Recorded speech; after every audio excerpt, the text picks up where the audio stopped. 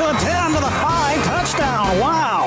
It's a 42-yard score. Brought to you by these members of the WTVB Sports Boosters Club. Big B Coffee, Mobilia Chrysler Dodge Jeep Ram, Branch County Abstract and Title, C&O Insurance, Coldwater Community Schools, Cooley's Jewelry, Donay's On-Time Services, Dynamic Hardscapes, El Cerrito Mexican Restaurant, Glides Farm Market Bakery and Orchard, Hess Kaywood PC, Haylett Auto and RV Supercenter, K&B Mechanical, Matt Haylett Homes, McDonald's of Branch County, Nottaway Gas Company, Premier Rental Purchase, Rainbow Motor Sales, Sanborn's for your home, Union Pallet and Container, Warner Oil Company, and Willow's Barn Grill. Skip left side to the 50, to the 40, to the 30. They're not going to catch him, to the 20, to the 10, to the 5. Touchdown. Coldwater from 62 yards out. Good afternoon and cool greetings. From the north side of Marshall, we're at Rich Holko Field on the campus of Marshall High School. Coldwater Cardinal is on the air on this Friday afternoon. It's Hall of Fame Day, the inaugural Hall of Fame Day for the Marshall Redhawks as they entertain the Coldwater Cardinals. I'm Sean Watson, and to my left is Coach Quinn Berry. It almost feels like a Saturday afternoon, except that some of us got out of work early to get up here. Yeah, it does, Sean. It's actually a beautiful afternoon for football. 4:30 start today. It's kind of fun being here at this time of the day, you know, with the nice weather, and should be a good one tonight as you got two teams that are pretty evenly matched, and I think this is going to be a fun one. This is actually the marquee game in all of the Interstate 8 as both the Cardinals and the Redhawks, along with the Western Panthers, tied for second in the Interstate 8, a game behind still undefeated Lumen Christi. WWMT News Channel 3 is here making that their game of the night for expanded coverage. Our sister station, Win 98.5, has brought their Friday Night Lights tour to the front of Rich Holko Field. And as we mentioned, it's a Hall of Fame night, and we'll be talking about that over the course of the evening. We'll take this 2-minute break, give you a game time weather check, and preview tonight's matchup between the Cardinals and the Redhawks. From Marshall High School and Rich Holko Field, you're listening to Coldwater Cardinal football on WTVB. How does the biggest and best RV Supercenter celebrate 30 years of business, Chase Haylett? If you're Haylett RV Supercenter, you get bigger and better. How is that even possible? It's like going to an RV mall with all of the best brands available. The brands you told us you want, starting with the gold standard of RVs, Jayco. Well, guess what? You said you wanted them, and now we've got them. Wildwood and Catalina by Forest River. 15 acres of selection, serviced by factory-trained technicians, complete parts and accessories, the likes of which you've never seen, an easy-to-get-to location. It's all here. Why go anywhere else? Well, there is one stop I'd recommend before coming here. Point your mobile device to HAYLETTRV.com. All of our products are on our website. Pick out 4 or 5 of the best models that you want, then you're ready to come see them up close and personal. Buy an RV from the people who use them. 30 years says it all. Haylett RV Supercenter, US 12, just east of I-69 Coldwater, where family camping adventures begin.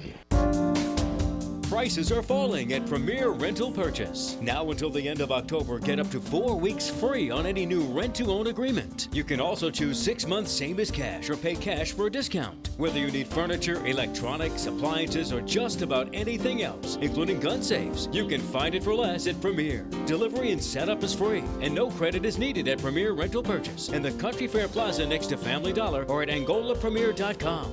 Like them on Facebook for special offers. Everyone knows that diamonds are forever, but did you know the ring and prongs holding your diamond can wear out just like the tires in your car? Cooley's Jewelry has a solution, a new mounting or jewelry reconditioning. Laura and Alyssa at Cooley's can breathe new life into your precious jewelry and can recommend the best options for your jewelry repair or remount. Stop in today and have your jewelry cleaned and checked for free. A little preventative maintenance can save hundreds of dollars in jewelry repairs. Your friends at Cooley's Jewelry are always ready to help you with all your jewelry needs. Downtown Coldwater since 1968. AM 1590, FM 95.5 WTVB. Welcome back to Marshall High School, Rich Holko Field. Sean Watson, Quinn Berry, Mike Seid, Justin Lopshire back at the WTVB studios producing and engineering. Game time temperature here at Marshall High School's Rich Holko Field, 55 degrees under cloudy skies, winds out of the north-northeast at 3 miles an hour over the course of the afternoon. 56 degrees at 5 o'clock, 55 degrees at around 6. And around the time that we wrap things up around 7, we're looking at 53 degrees. So what's the temperature like in your home? If you're not comfortable, call K&B Mechanical in Quincy. Their service includes repairs on your existing unit as well as free estimates for new units. Call K&B Mechanical for all your plumbing, heating, and air conditioning service, 639-8046. Of course, you can't talk about Marshall High School football without mentioning the name Rich Holko. Synonymous with success, the 2 state championships under his tutelage over the years. Yeah, many years of winning football here at Marshall under the coach, and real nice to name this field after him after all the success. And, we've seen a lot of his proteges since then take this Marshall program over, and not quite the success that Rich Holko had, but still much success here in Marshall, even though they haven't had too many winning seasons over the last 10 years. Only 2, if I recall reading that correctly. There was the 5 years that Jim Hendershot immediately succeeded Rich Holko, where the Cardinals actually went 3-2 against Marshall. And then the past 4 years under the tutelage of Jason Steele, the Cardinals and Redhawks 2-2 stalemate. So another Rich Holko protege, Bill Dreyer, has taken over the Marshall Red Hawk head coaching duties. Jason Steele still on the staff, and for what I heard correctly, he's coaching the D-line? He's coaching the offensive and defensive lines, it looks like, and but many familiar names on those assistant coach list under new coach Bill Dwyer as he brings in his college-style offense to the program, and the kids have seemed to have bought in on it and are enjoying playing football right now here, and it's going to be fun to watch that college-style offense and the Cardinals and how they handle that tonight. The Redhawks coming in with a 3-2 overall record at 3-1 in the Interstate 8. That ties them with Coldwater and with Parma Western. Really, if you take a look at the 5 games they played, they're about 8 points or so away from being a 5-0 team. They lost at Freeland to start the season, a game that finished up just before midnight on August 29th. 27-26 in overtime, missed point after kick in the touchdown that the Redhawks scored in overtime was the difference in that game. They beat Harper Creek 39-7. They won at Penfield 55-20. They won their homecoming game 2 weeks ago against Hastings 47-26, and last Saturday at Lumen Christi a 21-14 loss. Marshall gained 219 total yards of offense in that game compared to 315. Tylen Taylor has emerged as the running back of choice for the Redhawks. He had 93 yards on 14 carries and a touchdown. He is a veteran from last year's 3-6 team. Cody Schellenberger, 4 of 13, passing 122 yards, 1 touchdown, and 2 interceptions. Ezra McAllister, probably you've heard Coach Jeff Scorfar talk about him possibly being one of the best athletes in the Interstate 8 this year in football. He had 3 receptions, 93 yards, and a score, including a season-long 74-yard touchdown reception. Those were the 2 scores that the Redhawks had last week against that very tough Lumen Christi defense. On defense for the Redhawks, Cody B had 10.5 tackles. That's 9 solo, 3 assists, and a sack. Justin Hankey, 10.5 tackles. Trenton Fuller, 8.5. Harrison Hotaw, 6.5 tackles. These are a lot of names that we remember from the team from last year. Tylen Taylor, through the season thus far, 56 carries, 546 yards, 7 touchdowns, averages 9.8 yards every time he touches the ball. But there's been a lot more throwing of the ball this season with Cody Schellenberger returning as quarterback. 63 out of 103 passing through 5 games, 784 yards, 16 touchdowns, and only 3 interceptions. Of course, 2 of them happened in this past Saturday's game. Favorite target has been Ezra McAllister, 30 catches, 398 yards, and 6 touchdowns. Donovan Woodson, second favorite target, 6 catches, 146 yards, and 3 scores. Justin Hankey leading the defense for the Redhawks, 33.5 tackles. Cody Beatty, 26.5. Trenton Fuller, 19.5, including 3 sacks, totaling 14 yards. Ben Lee, 17.5 tackles, plus he leads the team in interceptions with 4 interceptions. Good for 26 yards. Harrison Hawtaw with 16.5 tackles. So you remember a lot of those names, especially from the team of last year that beat the Cardinals on Coldwater's homecoming last year, 42-28. Yeah, a lot of good athletes on that field tonight on both sides of the ball. But again, Schellenberger has thrown basically 20 passes a game this year. He's completing over 60% of his passes, 16 touchdowns. That's pretty impressive for the young man. And then Tylen Taylor, 56 carries for averaging about 9.8 yards per carry. So, the Cardinals are going to have their hands full trying to figure out which way Coach Dwyer's going to go tonight. Is he going to throw the ball a little bit more? Is he going to give it to Taylor and let him beat us to death on the inside and outside? The opposition, the Coldwater Cardinals, a 4-1 overall record, 3-1 in the Interstate 8, following the 42-7 win on homecoming afternoon against the Northwest Mounties. 411 total yards of offense for the Cardinals compared to 237 for Northwest. On the ground, the Cardinals outgained the Mounties 368 yards to 185. Gipple and Beckhusen, over 150 yards for each of them. Matt Gipple, 8 carries, 159 yards, and a touchdown.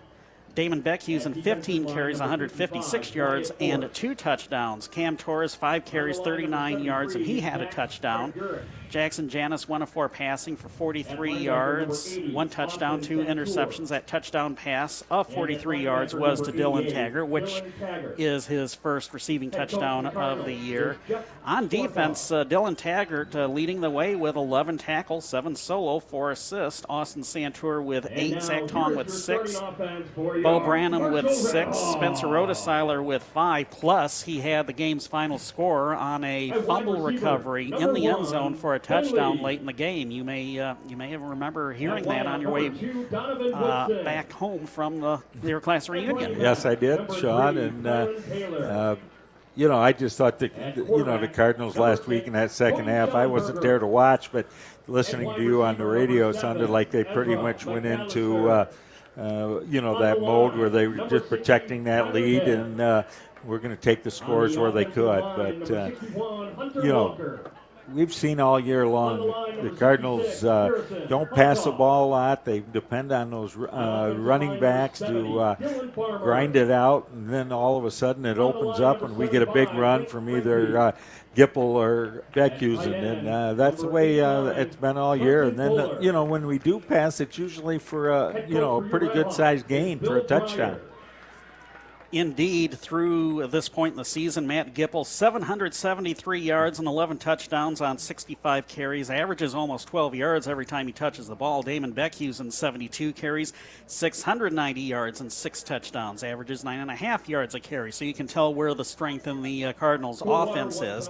Speaking of passing, you heard what Cody Schellenberger did for the Redhawks. Jackson Janis, 8 of 18 passing, 169 yards, 3 touchdowns, 3 interceptions. Favorite target, Austin Santur, 6 catches for 89 yards and a score. Although with Dylan Taggart back, he might eclipse Santur. 143-yard reception for a touchdown. Cam Torres had a 42-yard reception and a touchdown. Torres, the freshman, 27 carries, 154 yards, and 2 touchdowns. And Janis, when he runs with the ball, does it pretty effectively. 19 carries, 122 yards, 3 touchdowns, averages 6.4 yards per carry. You may remember a lot of that came in the Penfield game 2 weeks ago. Defensively, Bo Branham leading the way with 41 total tackles. Austin Santur with 32. Zach Tong with 27. Christian Brous with 24. And Dylan Taggart's up to 5th, even though he's only played 2 games after coming back from the knee injury. 22 tackles in just 2 games. Well, there's no doubt he's the heart and soul of that defense from that linebacker position. But I think Tong, who's stepped up the last couple of weeks, Sean, is going to be a big person in that lineup again tonight as he's moved up there, as his defense has gotten better each and every week. We'll take this 2-minute break and be back with the Big B Coffee Coaches pregame interview with Coldwater head coach Jeff Scorfar. You're listening to Coldwater Cardinal football on WTVB. Hi, I'm Sandy Sanborn from Sanborn's For Your Home. We have the right flooring for your home, and it's on sale now. We sell the top brands in carpet, tile, wood, and luxury vinyl plank, which is durable, waterproof, and low maintenance, making it the perfect alternative for high traffic areas. We offer great pricing, great selection, and great value, along with flawless installation. Make today the day you shop for carpet at Sanborn's For Your Home, US 20 West, Angola. Tired of waking up tired? Stop tossing and turning. Come to Sanborn's For Your Home for quality therapeutic bedding. I'm Sandy Sanborn. With our great selection, we can match you with the right therapeutic bedding for a better rest and better health. And with closeout pricing on therapeutic queen sets starting at just $4.99, you won't find a better deal. Wake up happy. Make the switch to therapeutic from Sanborn's For Your Home, US 20 West, Angola. Donae's On Time Services is proud to sponsor this high school sports broadcast. David, Joellen, and the team at Donae's would like to congratulate the players and coaches for giving their best effort at every game. Donae's On Time Services offers business and residential plumbing, heating, cooling, and water conditioning services. They're a family-owned company that you can count on to give their best at every job. Donae's On Time Services, 447 Marshall Street in Coldwater. Find them on the web at donays.com or call 278-2995. Coldwater Community Schools is proud to sponsor this high school sports broadcast. Many of the athletes competing tonight got their start at one of our elementary schools, Lakeland, Jefferson, or Max Larson, and most attended Legg Middle School and have gone on to shine at Coldwater High School. We're proud of our athletes and all of our students. Learn more about our schools by visiting coldwaterschools.org or calling 279-5930. Coldwater Community Schools, providing exceptional educational opportunities for every student. AM 1590, FM 95.5 WTVB. Kickoff between the Coldwater Cardinals and Marshall Redhawks coming up at the bottom of the hour. Right now, though, it's time for the Big B Coffee Coaches pregame interview with Coldwater head football coach Jeff Scorfar.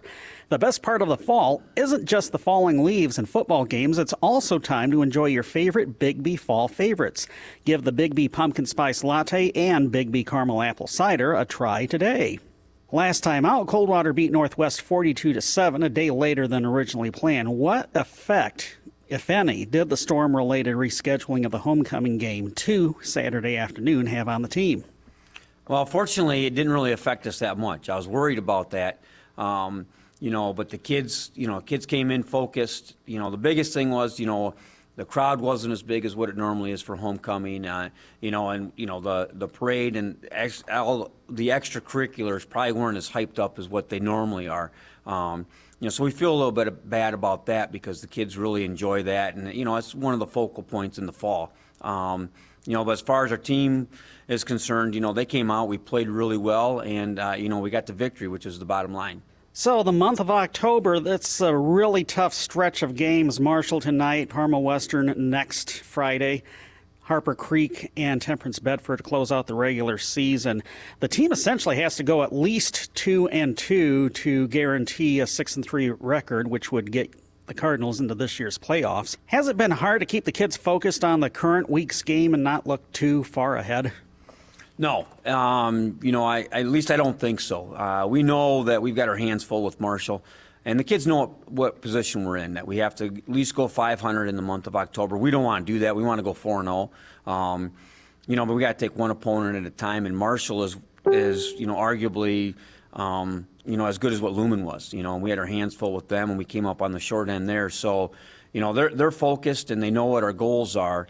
And we just got to take one game at a time. And, this is the way we want it. We got to play our best football at the end of the year. And we're going to face some of the best teams at the end of the year. And so we got to set up just the way we want it. We just got to go out and execute now.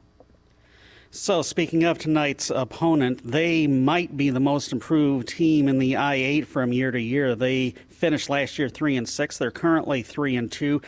really 1 point away from being 4-1 and 8 points away from being undefeated. Based on that scouting video and what you recall from last year, in what ways have the Redhawks improved from last year to this year? Well, a year of experience does wonders for everyone, and we're much improved over last year with a lot of returning kids, and they are the same. They had their whole offensive line back. They've got their whole backfield back, a new quarterback, but they've got the McAllister kid who might be, arguably the best kid in the league. He's offensively, he is a terror. I mean, he's a nightmare to try to game plan for. Last year, he did anything he wanted against us. I mean, we couldn't tackle him, and we're really concerned about him. But they've got some other kids too that can beat you, and so we've just got to play really fundamentally sound and just play the best football we've played to date if we want to win. And then, based on the scouting video, with a new head coach, are they doing things a little bit differently from that aspect compared to last year? Oh yes, they're completely different. On the offensive side of the ball because they're running a college offense now. They're running a lot of zone blocking and passing the linemen off and going to the second level, and just like what you see on a Saturday. And they're the only team that's doing that to date in the league, and so preparing our defense for that is an extra special challenge. With reading and how you're supposed to react and things like that. And, they're creating space for their kids because their kids are great in space, and we just got to try to take that space away from them. Jeff Scorfar, head coach of the Coldwater Cardinals, thanks for your time and good luck tonight. Thanks, Sean.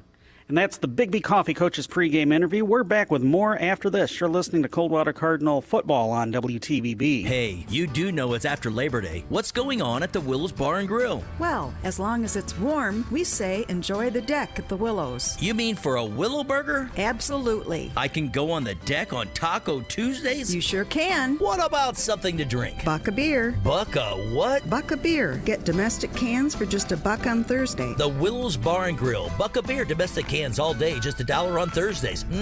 Delicious food and a great atmosphere. Plus on Sundays, enjoy a Bloody Mary as you watch the football games. It's all good at the Willows Bar and Grill. On Sundays, we feature the fried shrimp basket or the 6-piece wing basket to go with the football games. And the craft beers are here too. Bring your friends, bring the whole family. Anytime is a great time to enjoy your favorite food and drink specials at the Willows. Enjoy homemade soup and chili for lunch or dinner. The Willows Bar and Grill, home of the Willow Burger. Now that's delicious. Follow us on Facebook too. The Willows Bar and Grill just east of River Road on US 12 Coldwater. The Willows Bar and Grill. Tired of your propane supplier not taking care of you? Then it's time to switch and let the Nottawa Gas family take care of your family. For over 20 years, Nottawa Gas Company has been a locally owned family business where your comfort is their top priority. Call Nottawa Gas and make the switch. They have programs that can make this winter's heating costs more affordable. Don't forget, Nottawa Gas is your Traeger Grill headquarters, just in time for tailgating season. Call Nottawa Gas in Teconcha or visit them on the web at nottawagas.com. That's Nottawa Gas of Teconcha and Nottawa. My name is Brian Ackmoody, Ackmoody Farms, farm in Union City with my brother. Been here since 1954. We switched to Warner Oil 2 years ago. One of the selling points was their flexibility on how we wanted to receive the fuel, and that being semi-loads or delivery trucks. Warner Oil, I would recommend them. Warner Oil is your locally owned and operated fuel and lubricant marketer in Coldwater, Reading, and Sturgis. Call 800-622-2137. That's 800-622-2137. AM 1590, FM 95.5 WTVB. Welcome back to Rich Hulko Field at Marshall High School. Sean Watson and Quinn Berry, Mike's side. If you can't tell by the Marshall fight song is being performed by the Marshall High School Marching Band. The Red Hawk football team is just about to take the field. 55 degrees and cloudy skies here on Marshall's north side as we're about 7 minutes or so away from kickoff. What's the temperature like in your home? If you're not comfortable, call K&B Mechanical in Quincy. Their service includes repairs on your existing unit as well as free estimates for new units. Call K&B Mechanical for all your plumbing, heating, and air conditioning service, 639-8046. Taking a full look at the Interstate 8 standings, Lumen Christi still undefeated at 4-0 in the league, 5-0 overall. Coldwater and Western and Marshall are tied for second in the league at 3-1. The Cardinals and Western Panthers 4-1 overall.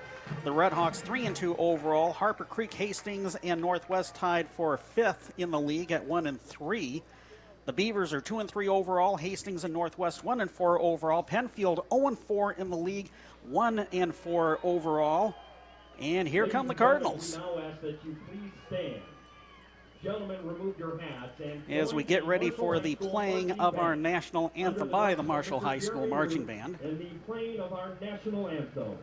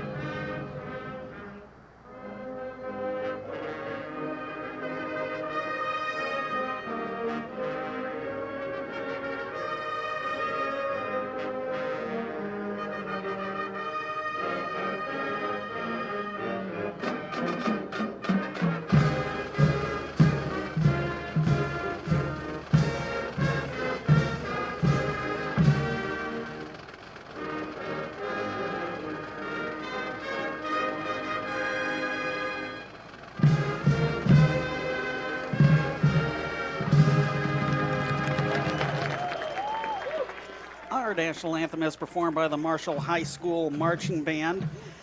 In addition to our game, which we said at the top of our broadcast is the marquee game in the Interstate 8, kicking off at the bottom of the hour. Also kicking off at the bottom of the hour, Penfield hosting Parma Western in what they annually call the Panther Bowl. Guaranteed that the Panthers will win. We're just not sure which set. Kicking off at 5 o'clock, Lumen Christi at Hastings. Kicking off at 7 o'clock, Harper Creek at Northwest. Time now for our keys to the game. Brought to you by Union Pallet and Container Company. Reduce your environmental footprint and help save the environment by recycling your company's pallets. Union Pallet offers a complete recycling program to retrieve, remanufacture, and repair pallets that are beyond their usable life. For more information on how your company can save money and the environment, call Union Pallet and Container in Coldwater, 278-4888. Well, I think there's three keys to tonight's game. First, with these two evenly matched teams, the turnovers, as in every game, is a key, but I think tonight especially will be the number one key. You know, these teams are equal in so many areas. Two special teams who can give each other good field position. I think that's huge. And you might not believe this, folks, but I think the passing game on both sides of the ball for both teams is going to come into effect tonight, whether the Cardinals can get a passing game going and how they defend Marshall's passing game. Coldwater will be kicking off to Marshall. The Cardinals moving from left to right in their road white jerseys with the red pants. The Redhawks from right to left in all black with white numerals, red outlines around those black numerals. Squib kick going to be picked up by an upman at the 27-yard line. Return to the 35. Still on his feet to the 40, to the 45. Finally dropped by the Cardinals. That was Jazariah Short, one of the upmen. A good thing that they kicked away from the guys that were sent back deep. Tylen Taylor and Ezra McAllister, two of the quickest dudes out there for the Redhawks. Yeah, I mean, they're fast, but now you give them great field position. Nice run back there by the Marshall upman, and Cardinals got it right at almost at midfield right now. 1st and 10 Redhawks from their 46-yard line. Cody Schellenberger is the quarterback, two running backs surrounding him. And the handoff goes to Tylen Taylor, runs to the left side and gets a couple. So Schellenberger, he is a 6', 175-pound senior. The running back is Tylen Taylor. Listed running backs starting out, Ezra McAllister, Donovan Woodson, and Ben Lee. The tight end, Trenton Fuller. And the offensive line, Harrison Hawtaw at 265, Dylan Farmer at 200, Link Renke at 265, Hunter Walker at 190, Tyler Day at 275 for an average of 239 across. Trips to the right side. Schellenberger fakes to Taylor. Oh, good Check job. that. Ezra McAllister looks like he might have lost a yard. He caught the pass on a screen, and they'll bring up 3rd and 11. Just a great job there by Jackson Janis. He read that right off the bat, got back in that backfield, got McAllister before he could get started there. Ben Lee, a receiver on the right side. Also a second receiver, and we see over on the left side, I believe that's McAllister. Schellenberger out of the shotgun. Tylen Taylor, the running back, rolling, and he's going to flip to Taylor. Good job by the Cardinals staying home. Broke the tackle of Matt Gipple. Got up to the 48-yard line. That's it. Yeah, Gipple did a great job there. Stayed in his lane, turned the runner upfield. Beckhusen hits him. Then Taggart comes in and finishes him off there. Carson DeLong, a sophomore kicker. Good defensive stance there for the Cardinals here. Check that. Joe Sari is the punter for the Red Hawks. So when it comes to place kicking, it will be DeLong. We got 2 guys back deep for the Cardinals standing behind the 20-yard line. Marshall, some confusion out there on the kick team. Short line drive kick. It is caught at the 21-yard line by Damon Beckhusen, and he's up into the 24-yard line by a flying Greg Wallace. Yeah, Greg Wallace, nice open field tackle there, right around the ankles. Beckhusen down at about the 24-yard line. Cardinals will take over there, 1st and 10. Well, the Cardinal defense was able to force a 3-and-out for the Marshall offense. Let's see what the Cardinal offense can do. No changes from week to week.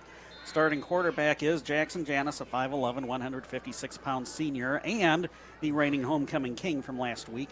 Halfbacks Cam Torres and Matt Gipple, and Damon Beckhusen, the fullback. Spencer Rhodesiler, the split end. We'll go over the rest of the starting offense after the 1st and 10 play.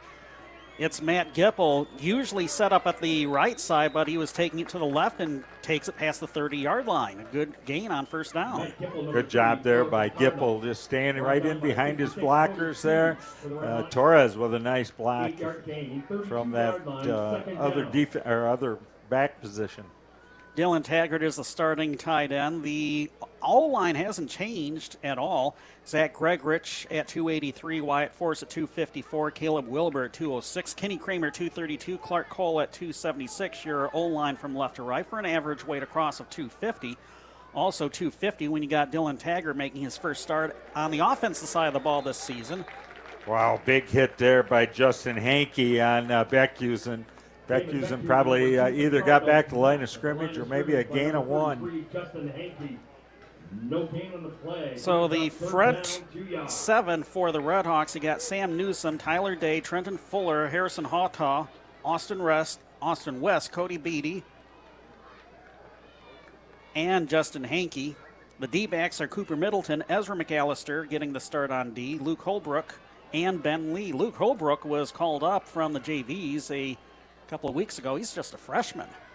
Big 3rd and 2 play coming up for the Cardinals. And off going right side, it's Gipple. He's going to give the Cardinals a 1st down and more.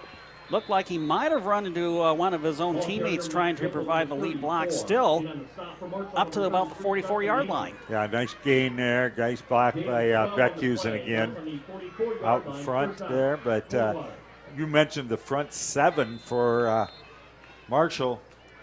They're putting a lot of guys. They're going to force the Cardinals to throw the ball or try to force them to throw the ball. So far, we've been fairly successful on those end runs.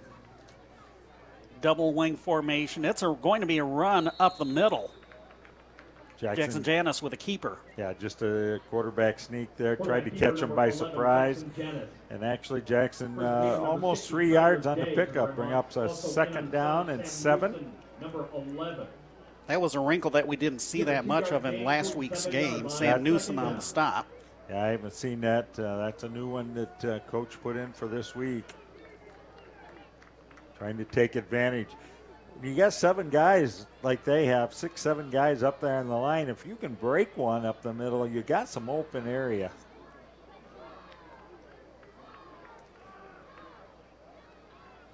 And off going to the right side. Matt Gipple stutter stepping, but The Redhawks caught up to him. Among the Redhawks, Harrison Hawtaw helping to stop him.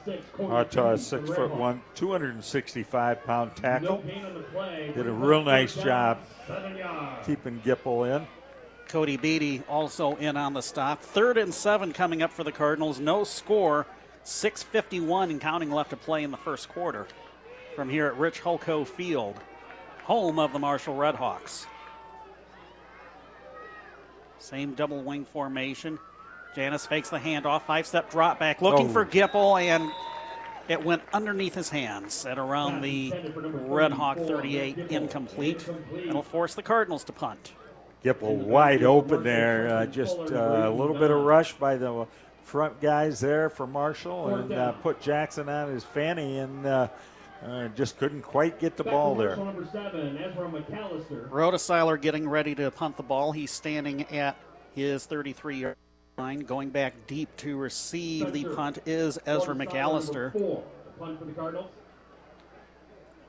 3-person wall in front of Rhodesiler. Oh, a great punt. Angled it a little to the left. It is caught on the run at the 12-yard line.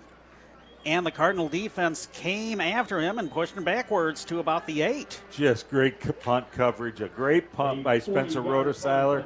Great punt coverage by, looked like Gipple down there, and Beckhusen down there. They will mark the ball at the Redhawks 7-yard line, 1st and 10 for Marshall. No score, 6:24 left in the first quarter. Here's that good field position for the Cardinals. Inside to 10. Marshall has a long way to go. 2 receivers left, 2 right. Tylen Taylor, the running back, next to Schellenberger, and Taylor receives the handoff, pushes his way close to the 15-yard line. Looks like he will be stopped at around the 13-14. Actually, I'm going to mark it at the 12, so he didn't get that much. Beckhusen, from that safety spot, comes in, makes a nice tackle. 2nd and 6. The Redhawks working very quickly. There are no play clocks here at Rich Holko Field. Schellenberger, 3-step drop back, flushed out of the pocket, airing it out deep, looking for McAllister, and overthrew McAllister. He could hear Jackson Janis breathing down his neck. Let's get to the Coldwater defense. Starting out on the D-line, Wyatt Force at 254, Clark Cole at 276, Zach Tong at 220 for an average across of 250. Austin Santur and Matt Gipple getting the start at outside linebackers. Dylan Taggart and Christian Browse, the inside linebackers, an average for the front 7 of 227. In the secondary, Spencer Rhodesiler, Aiden Marsden, the corners, Damon Beckhughes and Jackson Janis, the safety. Big 3rd and 6 play coming up for the Redhawks. Scoreless game, 5:49 left in the quarter. Man sent in motion. Faking the pitch. It's a handoff to Tylen Taylor. He's gone. He found an opening along the right sideline, and he's going to take it to the house to the tune of an 88-yard touchdown. Yeah, he just broke that corner. Once he got to the outside, little breakdown over there on the left side, let him get around the end. And he goes 88 yards. And Marshall scores first. Boy, once he hit that corner, Sean, there was no catching him, that's for sure. Now we will see the sophomore kicker, Carson Long, try to kick the point after through the uprights. The score coming with 5:36 left in the first quarter. High snap. And the kick is no good. Looked like he hooked it to the left. Yeah, that might be, you never know. You never want to miss those early in the game, especially. Puts a whole different wrap on what happens as the game goes at one point. 5:36 left in the first quarter. It's Marshall 6, Coldwater nothing. Back in 30 seconds. You're listening to Cardinal Football on WTVB. That sizzling fajita was so delicious last night. And the jumbo margarita. I've got to get there for lunch. Lunch. Bill, what are you doing for lunch? Oh, right. Hey, let's go to El Cerritos. They have the best fajitas. Dreaming about the mouth-watering authentic Mexican food at El Cerritos? Stop by for lunch or dinner. They'll serve up an endless bowl of chips and salsa while you decide what menu item will fill your craving. El Cerrito Mexican Restaurant in downtown Coldwater and in the Kroger Plaza, Hillsdale. AM 1590, FM 95.5 WTVB. 5:36 left to play in the first quarter from here at Rich Holko Field on the Marshall High School campus. 6-0 Redhawks thanks to an 88-yard touchdown run by Tylen Taylor on the game's second drive. Here comes the kickoff. It's deep, and it's going to be caught at the 14-yard line by the Cardinals.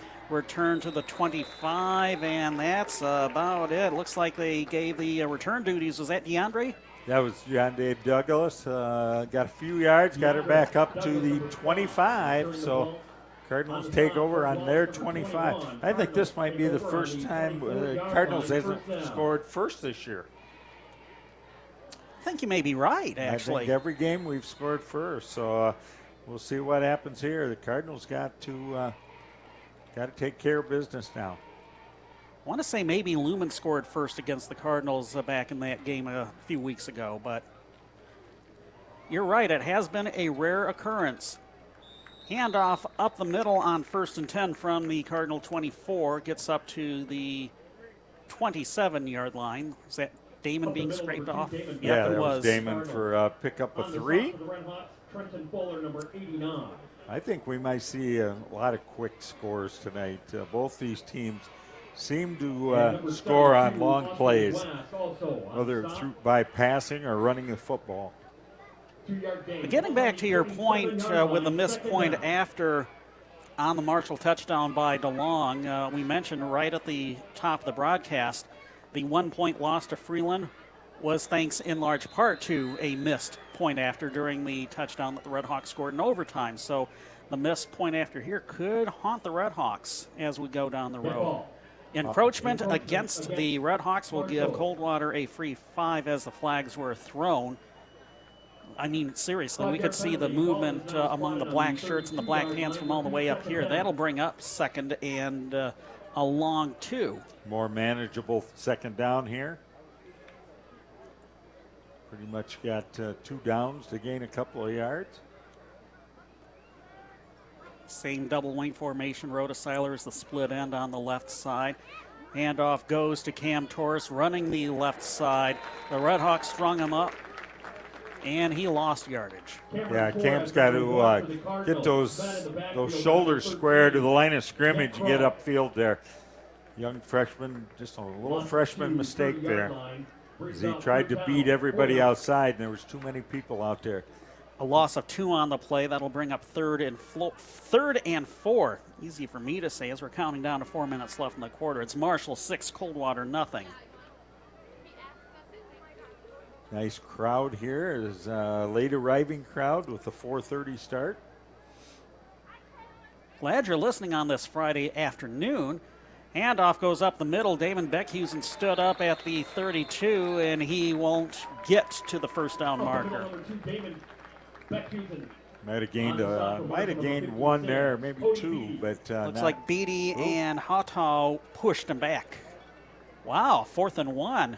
4th and 1. That was a very favorable mark, but Cardinals going to kick here. Yeah, they do send Spencer Rhodeseiler out to punt, and Ezra McAllister is back to receive.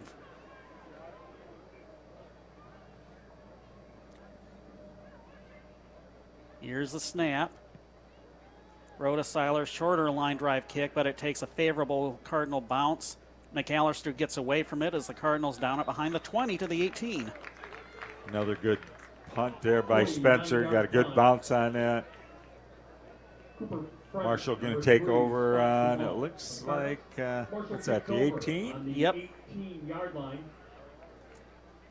First down. Well, we pinned Marshall back, but so far, last time they had it down there, they got that big 88-yard run. Give them that 6-0 lead. Coming up on 3 minutes in the first quarter left.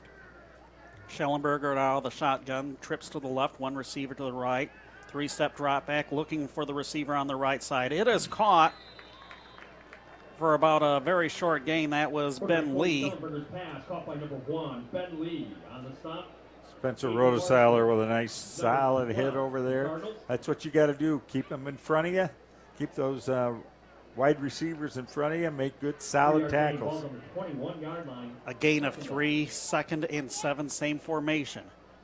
McAllister, another three-step drop back. This time it is caught at the 25 and close to the first down marker before the Cardinals stop the receiver. Pass caught by number 89, Trenton Fuller. That was Trenton Fuller with the catch, and it is enough for the Red Hawk first down. Dennis, number 11 for the Cardinals. Ball's on the 29-yard line, 8-yard gain. That's a Red Hawk first down. Marshall going no huddle, as they did in their previous drives. This time the handoff goes on the counter to Tylen Taylor, and he has stood up and brought back. That'll be a net loss of 1 on the play. 77, Kyle German on the stop. Ball carrier Tylen Taylor. Brought down Good stop there by the line as Coach Scorefire keeps rotating those defensive linemen. We heard the name of Kyle Gurman. Gurman in there. Good tackle, good solid tackle. A 2-yard loss, 2nd and 12. Schellenberger dropped back, flushed out of the pocket, and a catch near the 40-yard line before being forced out of bounds. Turnaround, let's see, that was Trenton Fuller with the reception. Nice pass, nice down and out move there by Fuller. Cardinals got to get some pressure on Schellenberger back there in that backfield. You let him stand back there, he's going to hit those receivers, and he's got some good ones. 1st and 10 from right on the 40-yard line. Trips are now on the right side as the ball is on the left hash mark.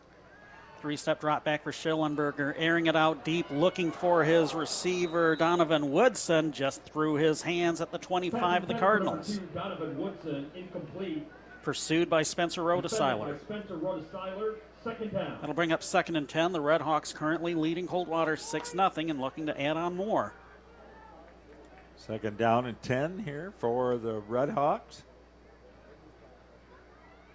Yeah, you're right, Quinn. There has been no pressure hardly at all on Cody Schellenberger thus far in the game. No, he's taking the handoff to Taylor. It's a pitch to a receiver on the right side. Ezra McAllister was immediately dropped for a loss. On the stop. Boy, that was a nice play there by Janice Jackson. Just got in the backfield again, made a nice solid tackle.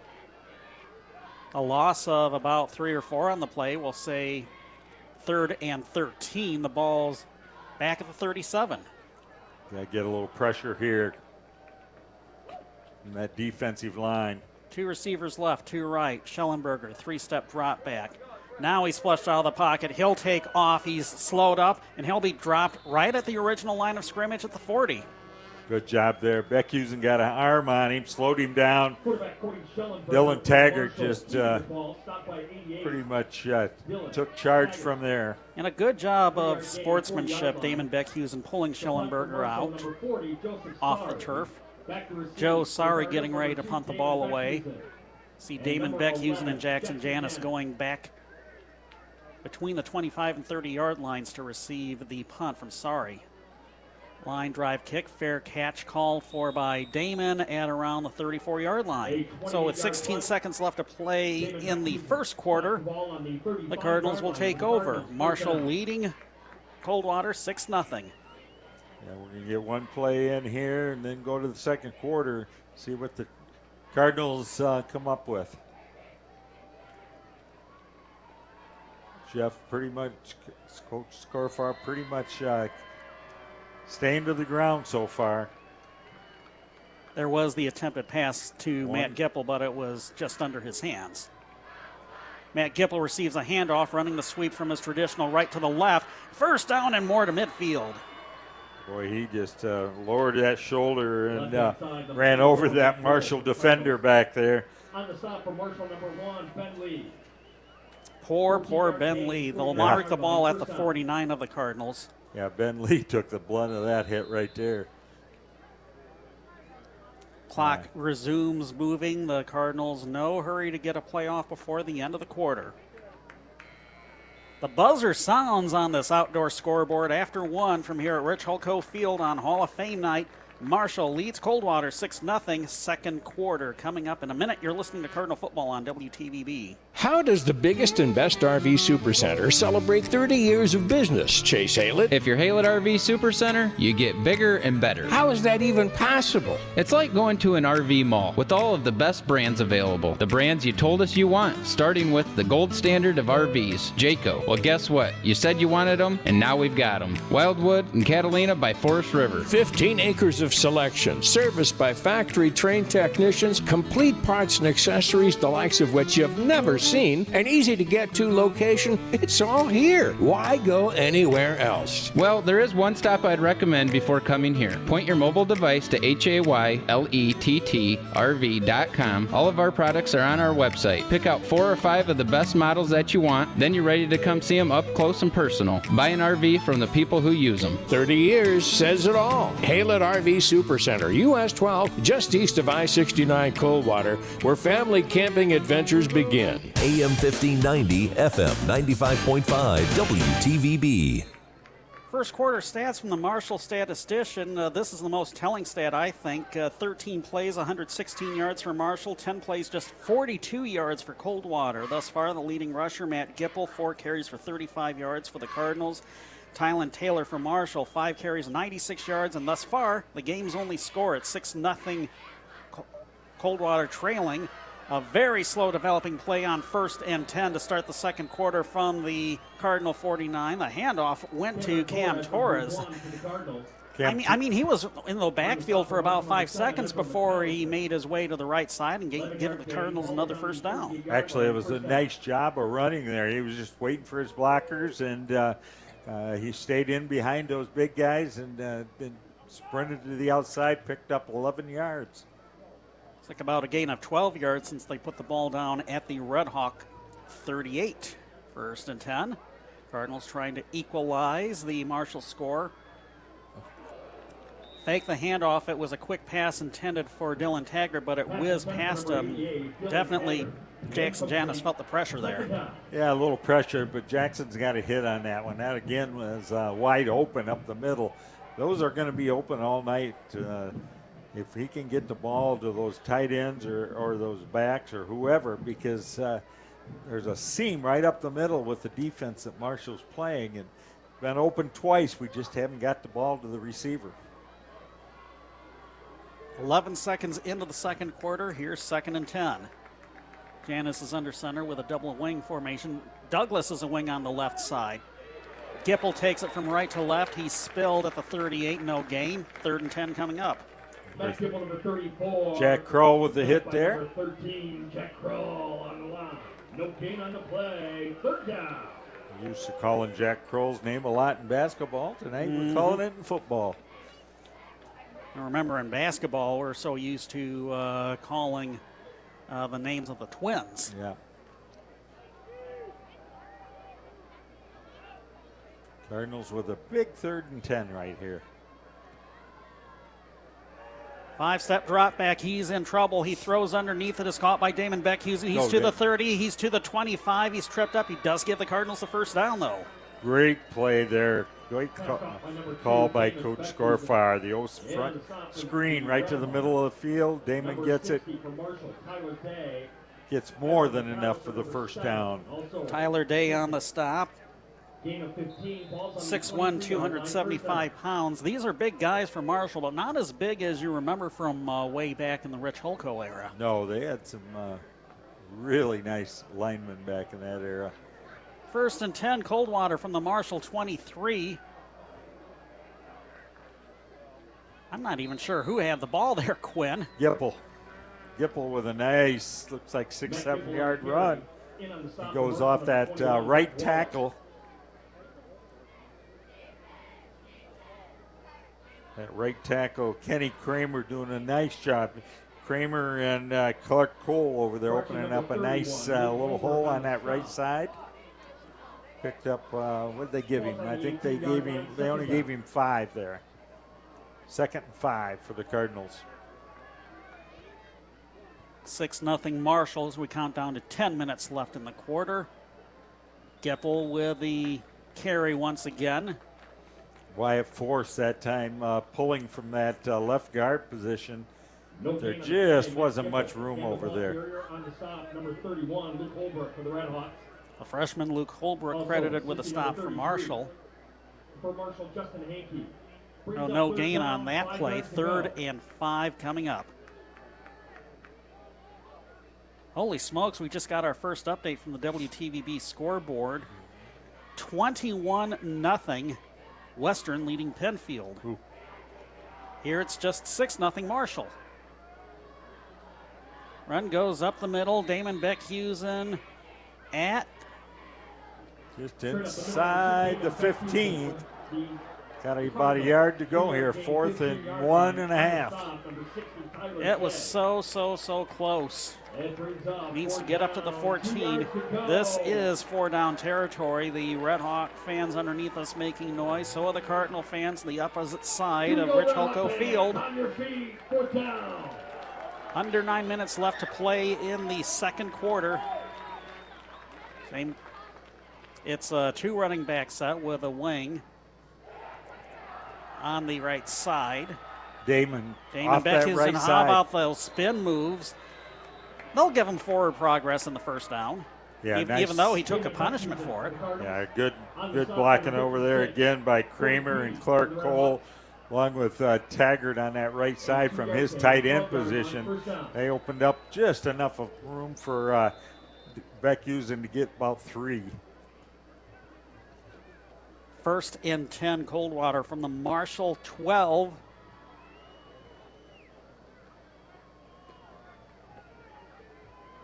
Just under 8.5 minutes left in the first half.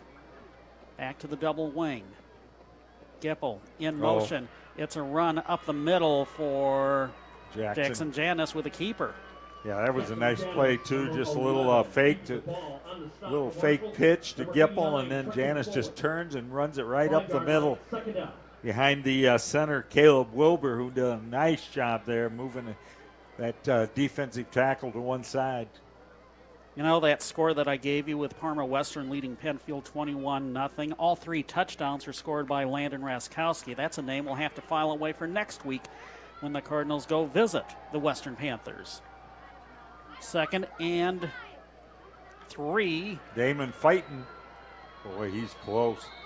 Looks like he's going to be just shy of the goal line. It'll bring up 1st and goal. Yeah. At least he got a first down. He's inside the 1, to be honest with you, Sean. And yeah, just about the half-yard line. Nice drive here by the Cardinals in this second quarter. Taking up about almost 6 minutes. Probably will be about 6.5 minutes. 1st and goal, the double wing, a sneak by Jackson Janis. He gets in. Touchdown, Coldwater. Again, Caleb Cole Caleb Wilbur in that center position just gave Jackson Janis enough room to get in. Interesting how you merge Caleb Wilbur and Clark Cole together.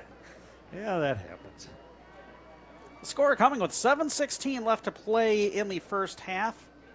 It's currently a 6-6 tie. Angel Sereno will try to attempt what his counterpart for the Red Hawks, Carson DeLong, was unable to, and that's convert the extra point kick. So the Cardinals have their first lead of the night. 7:16 left to play in the first half. It's Coldwater 7, Marshall 6. Back in 30 seconds. You're listening to Cardinal Football on WTVB. Farming doesn't follow an 8-to-5 schedule. A slow week is 60 to 80 hours. My land, livestock, and family rely on me. That's why I bought farm insurance from Auto Owners Insurance, because every policy comes with a local agent. A real person who lives right in my community, who I can rely on to help keep my farm covered no matter what. See Scott Crabtree, DC Lyons, or Melanie Pish at CNO Insurance Services, 30 North Clay Street, Coldwater. Celebrating 70 years as the voice of Branch County, AM 1590 WTVB Coldwater and FM 95.5 W238CD Coldwater. So just a listener's advisory for those tuning in to WTVB right now, expecting to hear the evening journal. It's been postponed because we're in the middle of a good high school basketball game that kicked off about half an hour ago from here at Marshall High School. The Cardinals took the lead for the first time tonight, 7-6, thanks to a quarterback keeper by Jackson Janis of actually, say, just under a yard there for that push by Janis, and the converted extra point giving the Cardinals a 1-point lead. Two excellent football teams here that are going to fight right to the end of the night. There's no doubt about it. Line drive kick. It's going to take a couple of hops. Picked up at the 10 and return to the 30. Look out. I knew that was going to happen. Running to the left side, that was Ezra McAllister getting into Cardinal territory back to the 36. Wow. Check that. That was Tylen Taylor, number 3, not number 7. Those numbers are a little bit tricky on the Marshall uniforms. But you know what was even more impressive? Gipple caught him. I didn't think Gipple had a chance. That just shows you how fast Matt Gipple is. That looked like he was going to go all the way. Well, the Redhawks with pretty good field position to start this drive now, trailing by 1, faking the handoff on 1st and 10. The ball is caught by Ian Barber, ankle tackled, and can't get away from Aiden Marsden. Good job there, Spencer Rotoseiler, number 12 down there. Nice shoestring tackle, wouldn't let go. It's actually Aiden Marsden. Oh, that was Marsden, I'm sorry. Rotoseiler wears number 4, so just 1 yard picked up by Ian Barber. 2nd and 9. Same 4 receiver set. It's a handoff going to the right side, and forced out of bounds was Greg Wallace. Taggart and Marsden again on the force out.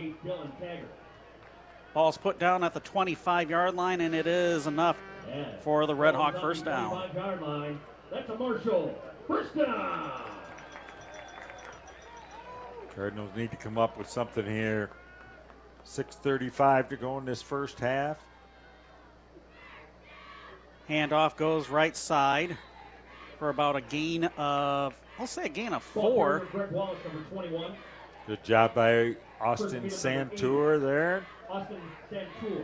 Wallace had the run. Now he checks back out as Tylen Taylor, who had been actually pretty gassed after that big return to put the Redhawks into this good field position, comes back in. He's the running back next to Schellenberger. 2nd and 7. Handoff goes to Taylor, trying to cut the corner to the right side. The best thing that the Cardinals could do is basically force him out of bounds, and that's exactly what Dylan Taggart and Jackson Janis did. Going to bring up a 3rd and 5. This is a big 3rd and 5, really. They're probably in four down territory, though, much like the Cardinals were a couple minutes ago. But based on where they spot the ball, it's going to be 3rd and 4. 4 down territory, just like the Cardinals were in 4 down territory not too long ago. Man sent in motion. It's a fake. Got away from one tackler. Schellenberger trying to connect with Trenton Fuller near the end zone. Over his hands and incomplete, but there's a flag. You see that yellow piece of laundry right around the 9-yard line. That piece of laundry means a hold, probably, I'm sure. Oh, no. They're going to call something on Marshall, I believe. I think that's an eligible receiver downfield. Downfield, I believe. Did he pat the top of his head? He sure did. That's ineligible receiver downfield. And that's going to be declined by the Cardinals because the end result was an incomplete pass. That'll bring up 4th and 4. But here's the opportunity for the Cardinals to get the big stop that you were calling for, Quinn. Yeah, that's a tough decision. Do you send them back 10 yards, or do you or 5 yards, or you go 4th and 4? Cardinals decide to go 4th and 4. McAllister, 3-step drop back. He's in trouble and he's going down. Great job. Austin Santour off that left linebacker spot makes a great tackle. Give credit also to Matt Gipple to helping to slow down Schellenberger. Yeah, he forced him right into Santour. That's a good call from the sideline there. The Cardinals take over on downs, hanging on to that 7-6 lead. 5:51 left to play in the first half. from here at Marshall High School's Rich Holco Field. Wouldn't Coach Scorefire like to run this out, get it down and score with about less than a minute to go here in the half. And something to remember, too, the Cardinals will get the ball to start the second half. Yep. Ball's at the Cardinal 28-yard line. Back to the double wing. Handoff goes to Cam Torres, trying to cut it out to the right side. Almost saw an opening, but he does get about, they'll give him 4, it looks like. He stepped out of bounds right there along the right sideline. Yeah, nice job of running there. Not a lot of area over there for Cam to gain anything. Just to gain 3-4 yards there was a good job. On the 32-yard line, second down. 2nd and 6 coming up for Coldwater. Clock stops since Torres was forced out of bounds. There's 5:44 left in the second quarter. It's Coldwater 7, Marshall 6. Rhoda Seiler split end on the left side. The two wings are Torres and Gipple. Fullback is Damon Beckhusen. Fake the handoff. He's going to take it himself. Janis gets to the 35. We'll spot him just shy of the 36. It'll be 3rd and short. Jackson Janis, quarterback for the Cardinals, keeping the ball on the stop from Marshall. I like that little play where he just turns. He looks like he's going to hand off to Gipple and turns it back upfield. 36-yard line. 3rd down, 2 yards. 3rd and 2 now coming up. Let's see if the Cardinals go with their normal set or they go with that 2-back set this time. Full house, it looks like. Nope. Nope, it will be the 2 running back with a wing. And the handoff goes to Damon Beckhusen. He's pushed forward to give the Cardinals the first down. That's a good set for them. They're going to get 2-3 yards on that. Damon will every time off that right side. Ball's just past the 40-yard line. 1st and 10. Under 5 minutes left to play in the half. The Cardinals up 1. Wilbur, Kramer, and Cole doing just an outstanding job on that right side tonight. We'll file that away for a McDonald's player of the game at the end of the night. Handoff goes once again. Nope. No, it wasn't a Damon Beckhusen. You and I both thought Damon had it, but actually Torres had it on a sweep. Marshall's Cody Beatty on the stop. Number 1, Cameron Torres for the Cardinals. Good you ball. And I were super impressed by that fake there. Oh, that was nice by Jackson. Didn't gain much, though. We got 1. Brings down to 2nd and 9. It impressed us more than it impressed the Marshall defense. Yeah, I guess they can see a little better from down there.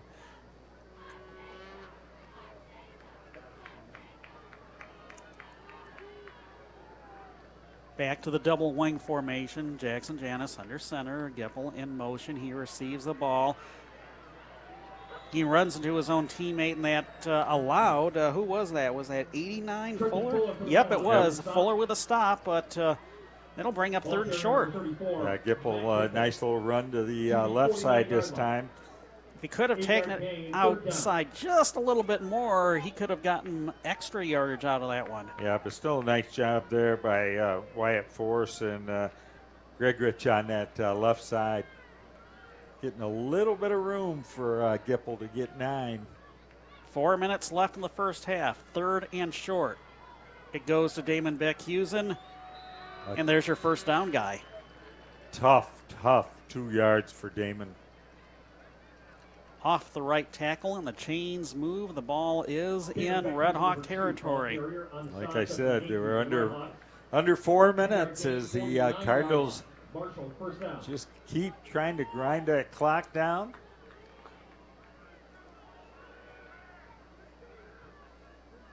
First and 10 from the 49.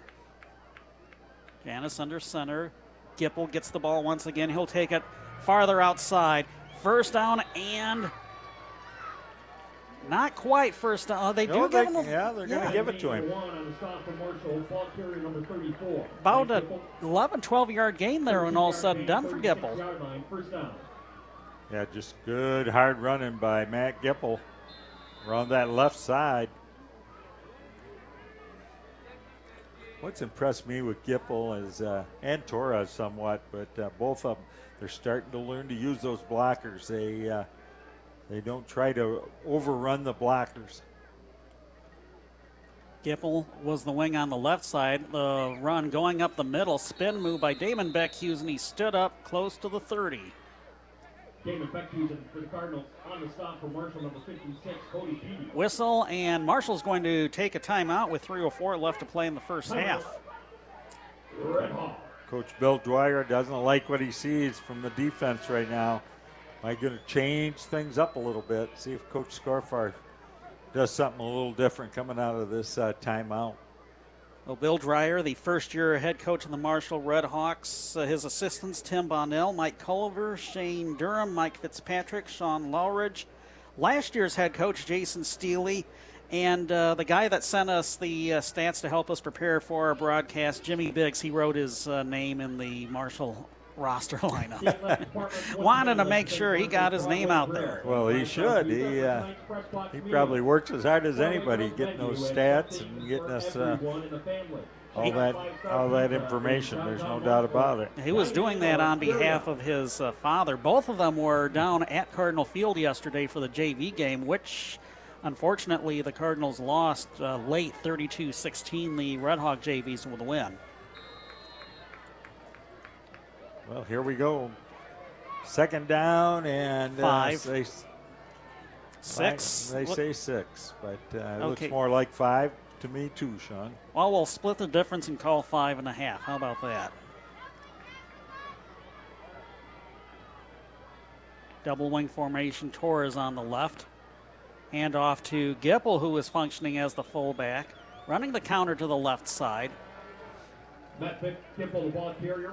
He's going to be about a half yard short, Well, ball is on the which I'm sure doesn't hurt. Third down, short yard. That doesn't hurt Coach Scorfar's feelings at all. That just takes more time off the clock. I was going to say, that's the modus operandi of the Cardinals in this game, clock-consuming drives. Oh, yeah, that's what you want, that quick hitting Marshall offense. You want to keep them off the field. On 3rd and 1. Gipple gets the first down. Extra effort there just to fall forward.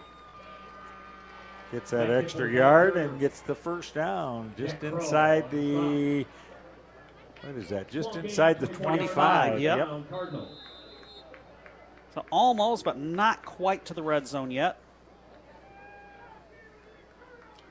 Coming up on the 2-minute mark here in the first half. Can you recall when the Cardinals took over? How much time was left on the clock? 6:20, I think, Sean, right in that area. There's some movement on the Marshall side. Cam Torres trying to cut it out to the right side. Field. Oh, he got popped big time close to the original line of scrimmage. That will probably be about a half-yard loss. Who got Torres? Yeah, I'm not sure who that was. McAllister on the stop. McAllister. Harrison Potsall, number 66. Ezra McAllister, we were told this is a rare appearance for him on the defensive side of the ball. Yeah, Cam, not a real big freshman, but he's fast. But he got popped pretty good right there. You'll remember that one. 2nd and 10, they gave no gain to Torres.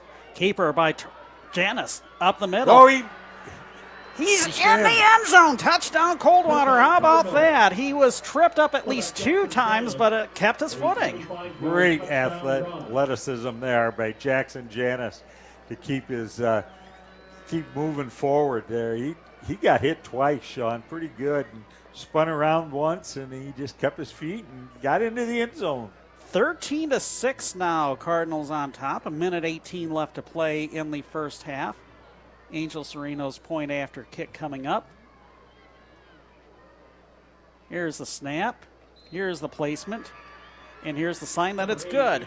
14-6. Cardinals up 8 over Marshall. 1:18 left in the first half. Back in 30 seconds. You're listening to Cardinal Football on WTVB. Tonight's broadcast is sponsored in part by Dynamic Hardscapes and Construction. Just like the players on the field tonight, the team at Dynamic Hardscapes brings their very best to every job. The crew at Dynamic Hardscapes are proud to help bring you the best of local high school sports, along with the best in custom remodeling for any room in your home. Call 517-206-1985 for a free consultation or visit dynamicheartscapes.com. Expert home building and remodeling, inside and out, from Dynamic Hardscapes and Construction. AM 1590, FM 95.5 WTVB. Jackson Janis's 25-yard touchdown run, I swear it left both of us speechless for a moment. Yeah, it did. It was awesome. Just great athleticism by Jackson. This is really important kickoff right here. We got to make sure we don't kick it to those deep guys. Talking about McAllister and Tylen Taylor. Tylen Taylor, yeah.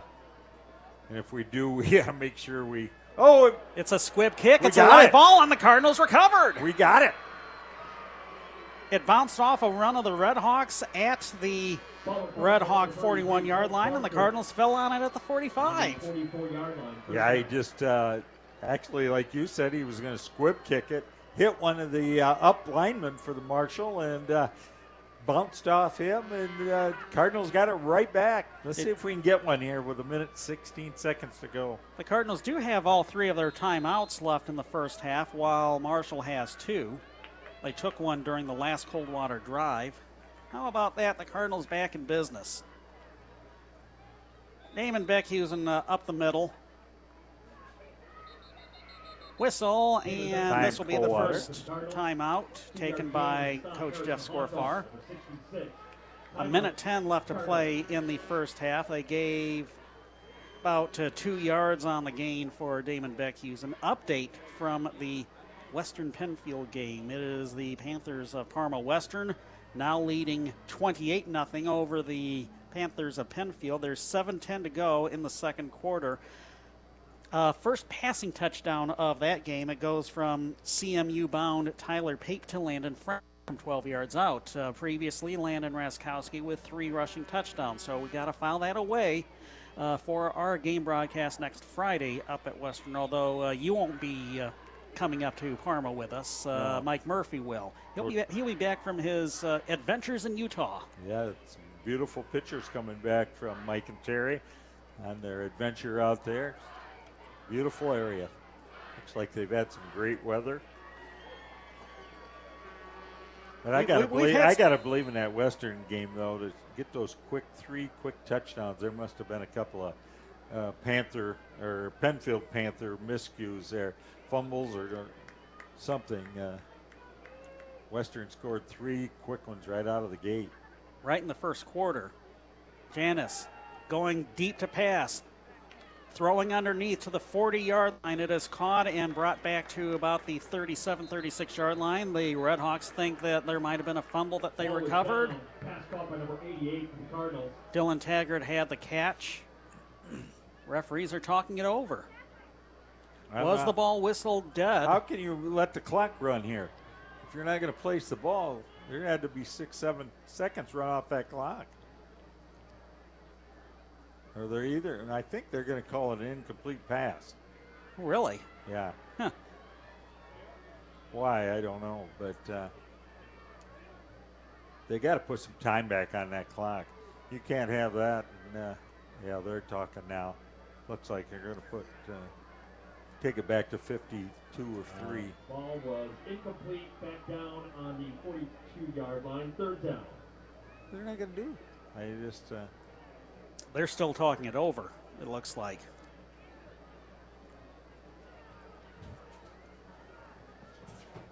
So we got this minor stoppage in play. The scoreboard clock is currently showing 48 seconds left in the second quarter, although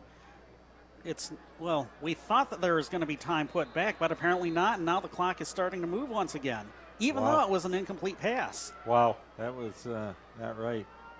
Deep drop back by Janis, looking for receiver Rotoseiler. It's intercepted at the 18-yard line.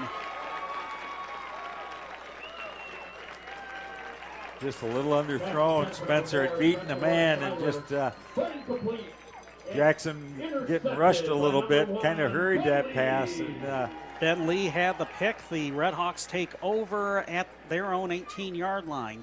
Now the Cardinals, Cardinals can't give them a quick one here. This is what scares me right here. Marshall is so quick to score sometimes. Cody Schellenberger. See right handoff there. Goes to the left side. It's Tylen Taylor to the 40. Tylen Taylor to midfield, to the 40, to the 30, to the 20. He's in bounds to the 10, to the 5. Another long touchdown run, this time of 88 yards once again. Yeah, just I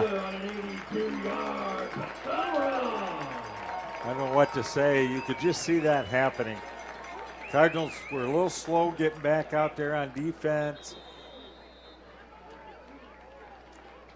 And Marshall's going to call a timeout to, I suspect they're going to try and go for a 2-point conversion to tie the game up with 23 seconds left in the half. Well, I think you have to. You know, down by, right now, down by 2. 14-12, the present score. All-important 2-point conversion coming up for the Marshall Redhawks. That was another touchdown run of about 88 yards for Tylen Taylor. Off the left side, hugged the left sideline, and no one was able to stop him that time. Yeah, it just, nobody touched him. Once he broke that line of scrimmage, he was gone. I do want to apologize. All last year during the basketball season, we kept calling him Tylen Taylor, and we found out from the Marshall coaching staff up here that it's actually Tylen. So apologies to the Taylor family who may be listening. Cardinals now they got to regroup. This kind of reminds me of that Lumen Christie game when we had a chance to go up at 28-14 right after halftime. You know,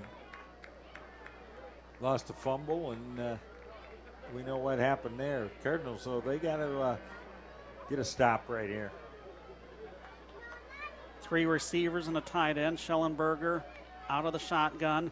3-step drop back. He's going to take off, rolling the right himself. And a wide open Trenton Fuller in the end zone for 2.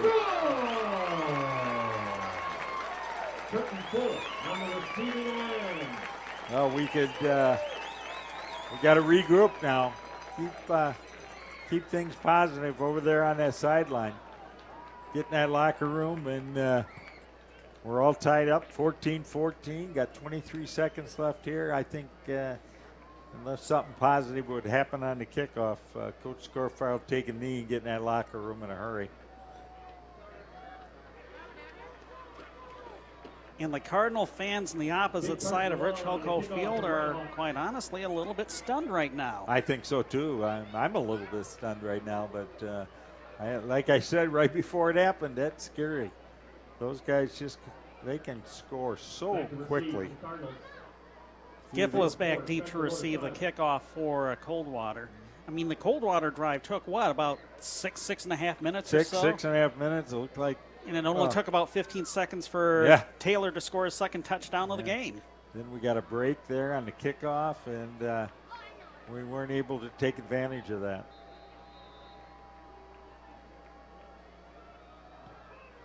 Here's a short end-over-end kick. It is juggled at the 25-yard line. Off the blockers. DeAndre Douglas almost broke it outside. He's tripped up at the 33. DeAndre was a step away from breaking that one for a long one. Just kind of ran into one of his own guys, kind of tripped up, and then the Marshall guy caught up with him, or DeAndre would have been all the way at least another 20, 30 yards. Ball's at the 33. Cardinals in their regular double wing formation. We'll try and get something off here. Handoff right up the middle to Damon Beckhusen. He stood up at around the 36, 37 yard line. That'll be the last play of the half right there. 5, 4, 3, 2, 1. The Cardinals are heading to their visitors' locker room on the right side of Rich Hulko Field after one half of football on Hall of Fame night for the Marshall Redhawks. They and the Coldwater Cardinals are tied at 14 apiece. The Branch County Abstract and Title halftime report coming up in 1 minute. You're listening to Cardinal Football on WTVB. Prices are falling at Premier Rental Purchase. Now until the end of October, get up to 4 weeks free on any new rent-to-own agreement. You can also choose 6 months same as cash or pay cash for a discount. Whether you need furniture, electronics, appliances, or just about anything else, including gun safes, you can find it for less at Premier. Delivery and setup is free, and no credit is needed at Premier Rental Purchase and the Country Fair Plaza next to Family Dollar or at angolapremier.com. Like them on Facebook for special offers. Donay's On Time Services is proud to sponsor this high school sports broadcast. David, Joellen, and the team at Donay's would like to congratulate the players and coaches for giving their best effort at every game. Donay's On-Time Services offers business and residential plumbing, heating, cooling, and water conditioning services. They're a family-owned company that you can count on to give their best at every job. Donay's On-Time Services, 447 Marshall Street in Coldwater. Find them on the web at donays.com or call 278-2995. AM 1590, FM 95.5 WTVB. It's halftime here at Marshall High School's Rich Holco Field. The Coldwater Cardinals and Marshall Redhawks tied at 14 apiece. The halftime report brought to you by Branch County Abstract and Title, wishing good luck to the Cardinals. For title insurance, escrow closings, or other title or abstract services, turn to Branch County Abstract and Title. Locally owned and operated, they've been serving Branch County since 1887, where they strive to serve their customers. Branch County Abstract and Title, located at 22 Tibbetts Plaza off Hanchett Street, Coldwater. Call them at 278-6960. We will take this 2-minute break and be back with this week's edition of This Week in High School Sports from the MHSAA Network, and then a scoring summary and halftime stats. And we'll actually talk a little bit about this year's Marshall High School Athletic Hall of Fame inductees, the inaugural class, some of whom may be familiar to fans back in Coldwater and Branch County. 14-14, Coldwater and Marshall tied. You're listening to Coldwater Cardinal football on WTVB. Tired of your propane supplier not taking care of you? Then it's time to switch and let the Nottawa Gas family take care of your family. For over 20 years, Nottawa Gas Company has been a locally owned family business where your comfort is their top priority. Call Nottawa Gas and make the switch. They have programs that can make this winter's heating costs more affordable. Don't forget, Nottawa Gas is your Traeger Grill headquarters, just in time for tailgating season. Call Nottawa Gas in Teconcha or visit them on the web at nottawagas.com. That's Nottawa Gas of Teconcha and Nottawa. I just love this restaurant, El Chorrito. That's El Cerrito. Oh, right. They have the best chimichangas. Actually, it's chimichangas. You must not eat Mexican food very often. Yes, at least once a week, but El Chorrito is my favorite. Stop by El Cerrito for lunch or dinner, even if you can't pronounce it. They'll serve up an endless bowl of chips and salsa while you decide what menu item will fill your craving. El Cerrito Mexican Restaurant in downtown Coldwater and in the Kroger Plaza, Hillsdale. Propane is an affordable, safe, economical, clean-burning fuel when used properly. At Sheetz LP Gas, their employees receive continuous training to make sure your family comfortably enjoys all the benefits that propane can provide while keeping your family safe. Cheap gas is not everything, and you can't put a price on the safety of your family and home. Trust the pros in propane. Sheetz LP Gas. Call 800-343-8311. That's 800-343-8311. My name is Brian Ackmoody, Ackmoody Farms, farm in Union City with my brother. Been here since 1954. We switched to Warner Oil 2 years ago. One of the selling points was their flexibility on how we wanted to receive the fuel, and that being semi-loads or delivery trucks. Warner Oil, I would recommend them. Warner Oil is your locally owned and operated fuel and lubricant marketer in Coldwater, Reading, and Sturgis. Call 800-622-2137. That's 800-622-2137.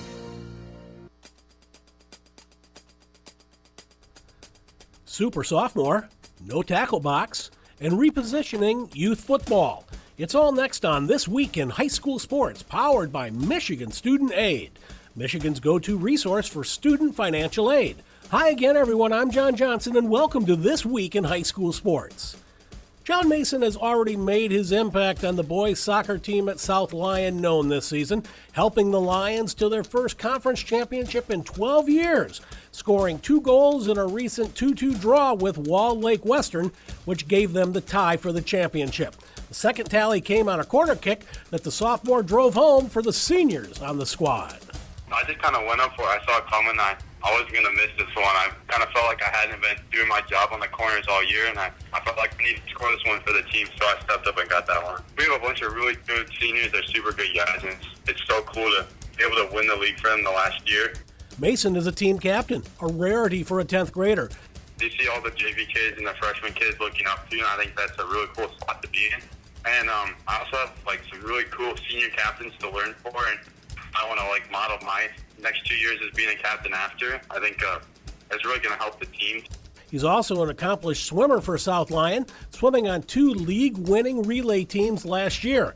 You can read more about John Mason on the second half page of the MHSAA website. Our This Week game balls go out to West Bloomfield football quarterback C.J. Harris, who led the Lakers back from a 14-point deficit in the fourth quarter and then threw 4 touchdown passes in the 4 overtime periods in a 59-52 win over Lake Orion. And to the girls volleyball team at Onstead, which is off to a 25-0 start this season. The Wildcats have only lost 2 sets all season long. Back with more in a moment. You're listening to This Week in High School Sports. Need money for college? You need My Student Aid. My Student Aid is the go-to resource that helps Michigan families find money to pay for college. Plus, they'll guide you through the financial aid process and answer any questions you have.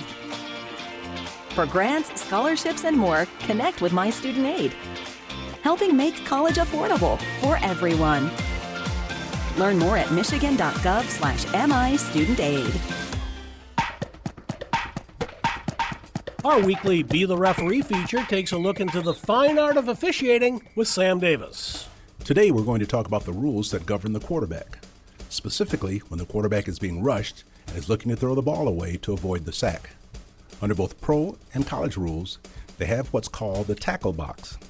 When the quarterback gets outside of the original position of the offensive tackles and throws the ball and it reaches the original line of scrimmage, there is never a foul for intentional grounding. However, under high school rules, there's no such thing as a tackle box. If the quarterback is either in pocket or scrambles outside of the pocket and now is trying to throw the ball away to avoid the sack, there must always be a receiver in the vicinity of the pass to avoid an intentional grounding foul. Thanks, Sam. You can be a referee. Go to the MHSA website now to register. Youth football has taken its lumps lately over injury perceptions and an out-of-control culture in some corners of the state and country, which has its participants practicing and playing longer than their educational counterparts. This hasn't been lost on the leadership of the statewide associations of high school football coaches, athletic directors, and athletic trainers here in Michigan, which have combined with the MHSAA to publish a core value belief statement for local youth football programs to follow, especially since many are already using their local school facilities to run their programs. Among the core values are a schedule which coincides for practices and length of season for youth teams with high school teams, but capping the number of games at 8, promoting flag football until at least the 5th grade, focusing on skill development and playing multiple positions for all players, coaches being background checked and having completed the state of Michigan concussion education requirements and being trained in basic first aid. And they should subscribe to philosophies which promote participation and skill development. The ultimate goal is to build cooperation between the high school and youth levels of football to help grow the game, and it will be up to school coaches and administrators to help influence youth coaches in these beliefs for the well-being of their kids. You've been listening to This Week in High School Sports, powered by Michigan Student Aid, a production of the MHSAA Network. Thanks for joining us, everyone. I'm John Johnson. We'll see you next time.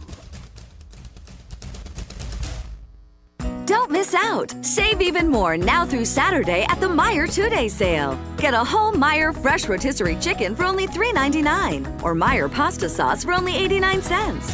Feed some outdoor friends too. Meijer all-season 20-pound wild bird seed is only $7.99. Plus, get ready for Halloween. Jack-o'-lantern pumpkins are buy one, get one free. Save big when you get all your fall family needs at the Meijer 2-Day Sale. Exclusions apply. See all the deals in the Meijer app. What is it that separates Haas Kaywood PC from other law firms?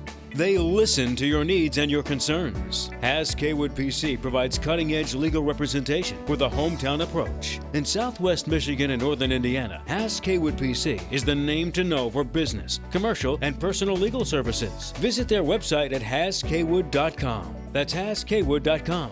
Haas Kaywood PC, the attorneys to know, the name to trust. Now serving the community with offices in Sturgis and Coldwater. It's Chaos on the Car Lot. Hey, Southwest Michigan, it's Michelle. And Melissa here, your sisters of savings from Rainbow Motor Sales. We've got too many customers. And not nearly enough cars to hit our goals. We're dying for inventory. That means even if you've heard no in the past. When you bring us your old ride, you could be approved and driving home today. Has your credit scared other dealers away? say? Our For the People credit approval process is fearless. We work with the banks and lenders who want to say yes to you. We're dying for your car. Make no bones about it. We try harder so everyone can drive today, regardless of past credit problems. That's our For the People promise. But hurry, Southwest Michigan. It's chaos down here. We need cars now. So whether your credit's dead or alive, we want to help you drive today. I'm Michelle. And I'm Melissa. And we're your dealer for the people. See all the chaos at rainbowmotorsales.com. Credit requires bank approval. Negative equity may not be refinanced. Offer absolutely ends on October 31st, 2019. AM 1590, FM 95.5 WTVB. Welcome back to Rich Holco Field, Marshall High School. Sean Watson and Quinn Berry, Mike's side. It is halftime, and right now down on the field, the inaugural class of the Marshall High School Athletic Hall of Fame is being recognized right now. Yeah, some real some names you're going to be very familiar with as we announce them. The inaugural Joe Cooper. I'm sure a ton of people in the Coldwater area recognize that name. University, Joe Cooper led the Broncos to the 1948. Oh, absolutely. He is the one, as we take the picture, he will be the one in the wheelchair and receiving the plaque from, looks like it's someone from the Marshall Boosters, or is that, that is Dan Coddens, the athletic director. AD Dan Coddens, but Joe, many people recognize him for, many of us played baseball against him back in the 70s, and 60s, 70s. Very close friend of Coach Pat Lau, and when Coach was alive, and those two used to go to battle quite a bit. In the All-American Girls Professional Those two Baseball League. went to battle quite a bit during the 60s and 70s in baseball, and he was in charge of summer baseball, AABC, who Coldwater's quite involved in. So Joe is well known to our community. They also just mentioned his involvement in the All-American Girls Professional Baseball League back during the World War II and post-war era. That's amazing, isn't it? We were reading that too, and I didn't realize that about Joe, so that's pretty cool. Well, let's quickly go over the halftime stats and the scoring summary of our football game. The real reason why we're here, Coldwater and Marshall tied up at 14 apiece. First score came with 5:33 left in the first quarter. An 88-yard touchdown run by Tylen Taylor. Point after kick by Carson DeLong was no good. 6-0 Redhawks. That was your score after one with 7:16 left in the second quarter. Jackson Janis with a 1-yard quarterback sneaker up the middle, capping off a 7-play drive that took almost 5 minutes. Point after kick was good. 7-6 Cardinals took the first lead of the evening, took their first lead of the evening, and then with a minute 18 left to play in the second quarter, a 24-yard touchdown run by Jackson Janis. Point after kick by Angel Sereno good to make it 14-6. But the Redhawks got the ball back and struck very quickly. One play, 82 yards. I miscounted. It was an 82-yard run by Tylen Taylor with 23 seconds left in the second quarter. Cody Schellenberger finds Trenton Fuller in the end zone for the two-point conversion to tie the game up at 14 apiece. Total first downs, the Cardinals had 11 and the Redhawks just 5. Rushing yards, 12 plays for 200 yards for Marshall, 32 plays, 153 yards for the Cardinals. Total offense, 206 yards on 20 plays for Marshall, 168 yards on 37 plays for the Cardinals. Only one penalty. This has not been a penalty-filled game, unlike the past couple of Coldwater games. And the one penalty was just the encroachment on Marshall that helped in the Coldwater drive. Going over the individual numbers, Tylen Taylor, 7 carries, 180 yards, and 2 touchdowns for the Redhawks. He single-handedly got about 170 of those on his 2 long touchdown runs. Yeah, and he broke one on the kickoff that one time, and if it wouldn't have been for Matt Gipple, he'd have had 3 touchdowns.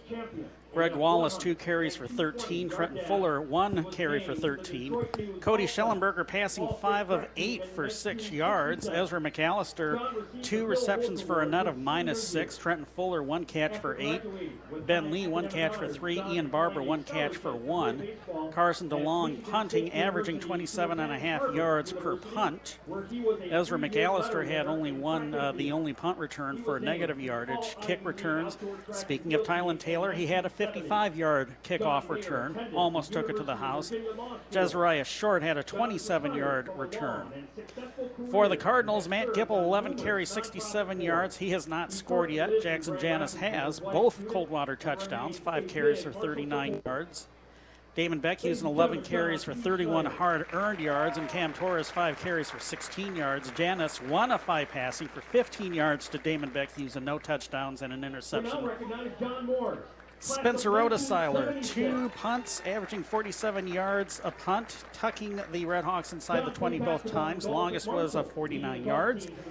Damon Beckhusen, a punt return of just 2 yards. DeAndre Douglas, 2 kick returns totaling 32 yards. Longest was of 23 yards.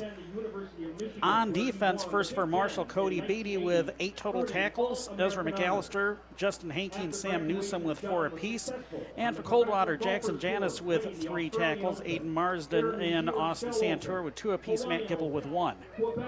Yeah, just, what can you say? With just the big plays have hurt the Cardinals all night. When we've kept them in front of us and haven't given up the long plays, we've been really good on defense. And but those big 88 and 82-yard touchdown runs have just killed us. And I'll tell you, that last one, you could just see it. We were a little late getting out on the field after the interception and just weren't ready. And, the kid goes 82 yards, Taylor, and, then they come back with the 2 points, and it's a tie ball game. But we knew it was going to be a good ball game, and it's going to come down to that last few minutes. And hopefully the Cardinals can win this one towards the end.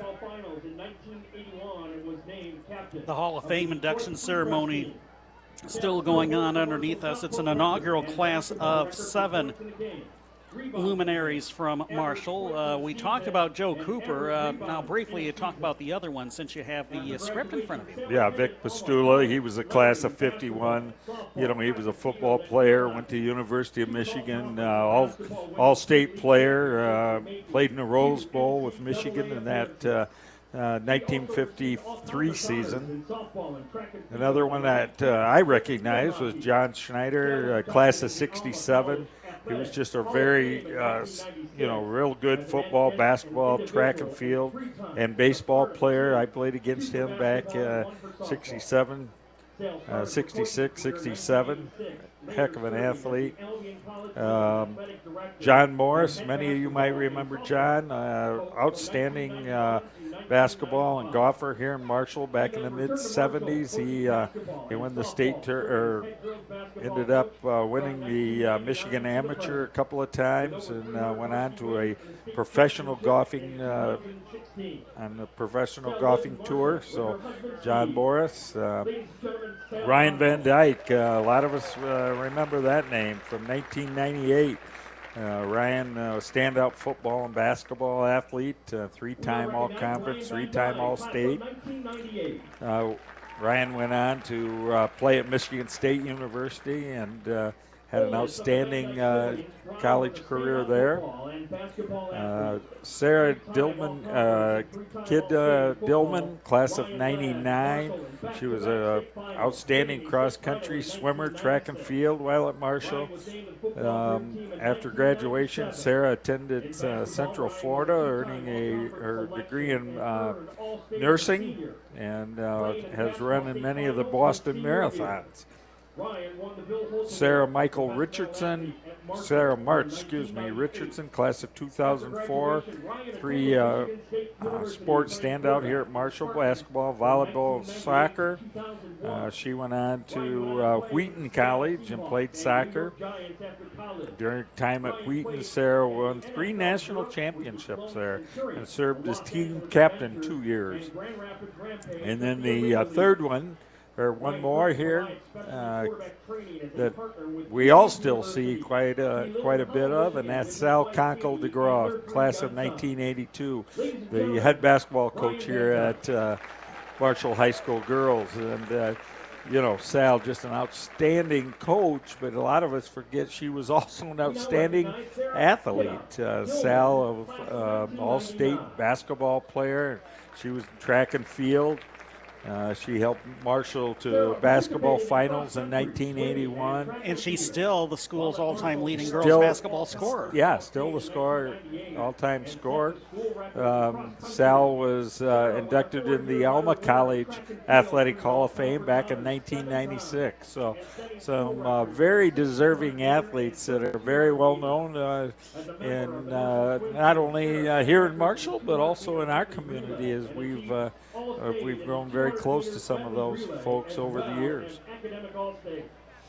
It's also Hall of Fame night over at Penfield. It's unfortunately bad news for the host team, because at the half, as we check out the WTVB scoreboard, Parma Western will be invoking the mercy rule running clock with a 35-0 halftime lead over Penfield. The Cardinals visit Parma Western next Friday. Yeah, we got to get this one under our belt tonight here in the second half, and then hopefully go to Parma and get another one next weekend.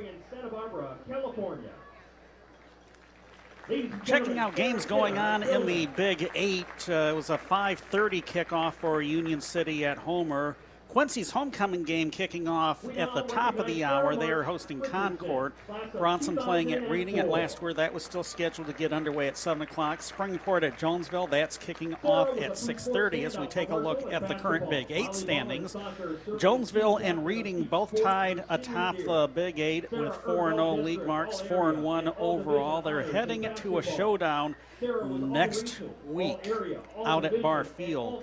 Concord, Homer, Springport, and Quincy are all 2-2 in the Big 8. Concord, Homer, and Springport are 3-2 overall. The Orioles are 2-3 overall. Bronson and Union City all still looking for their first win. So in that aspect, in the Big 8, it'll be a couple more weeks before Jonesville or Reading can punch their tickets into this year's edition of the MHSAA football playoffs. Lumen Christi, they're actually already in. They will only be playing an 8-game schedule, and schools with 8-game schedules, it's 5 wins and you're in. For the current system, that will be abandoned after this football season as far as the football playoff qualifying. Yeah, I think the new system they're going to in football is much more fair, and hopefully it'll bring back some rivalries that we've seen over the years that some of the schools have gotten away from just because of the way it's set up. Hopefully that'll bring back some close, like a Sturgis Coldwater rivalry or some of those type things. And actually that could happen given some of the events that have happened in the Wolverine Conference and in the SMAC over the past couple of weeks. We had gotten word that Niles will be leaving the SMAC and South Haven the Wolverine for a different conference. That means the Wolverine will have 9 teams left in its roster, which means for next season their schedule would be the 8 conference games plus a non-conference contest if the Wolverine does not fill that 10th spot in their roster. So that could open up, say, Niles to Wajak. That's a big rivalry that had been abandoned for a number of years.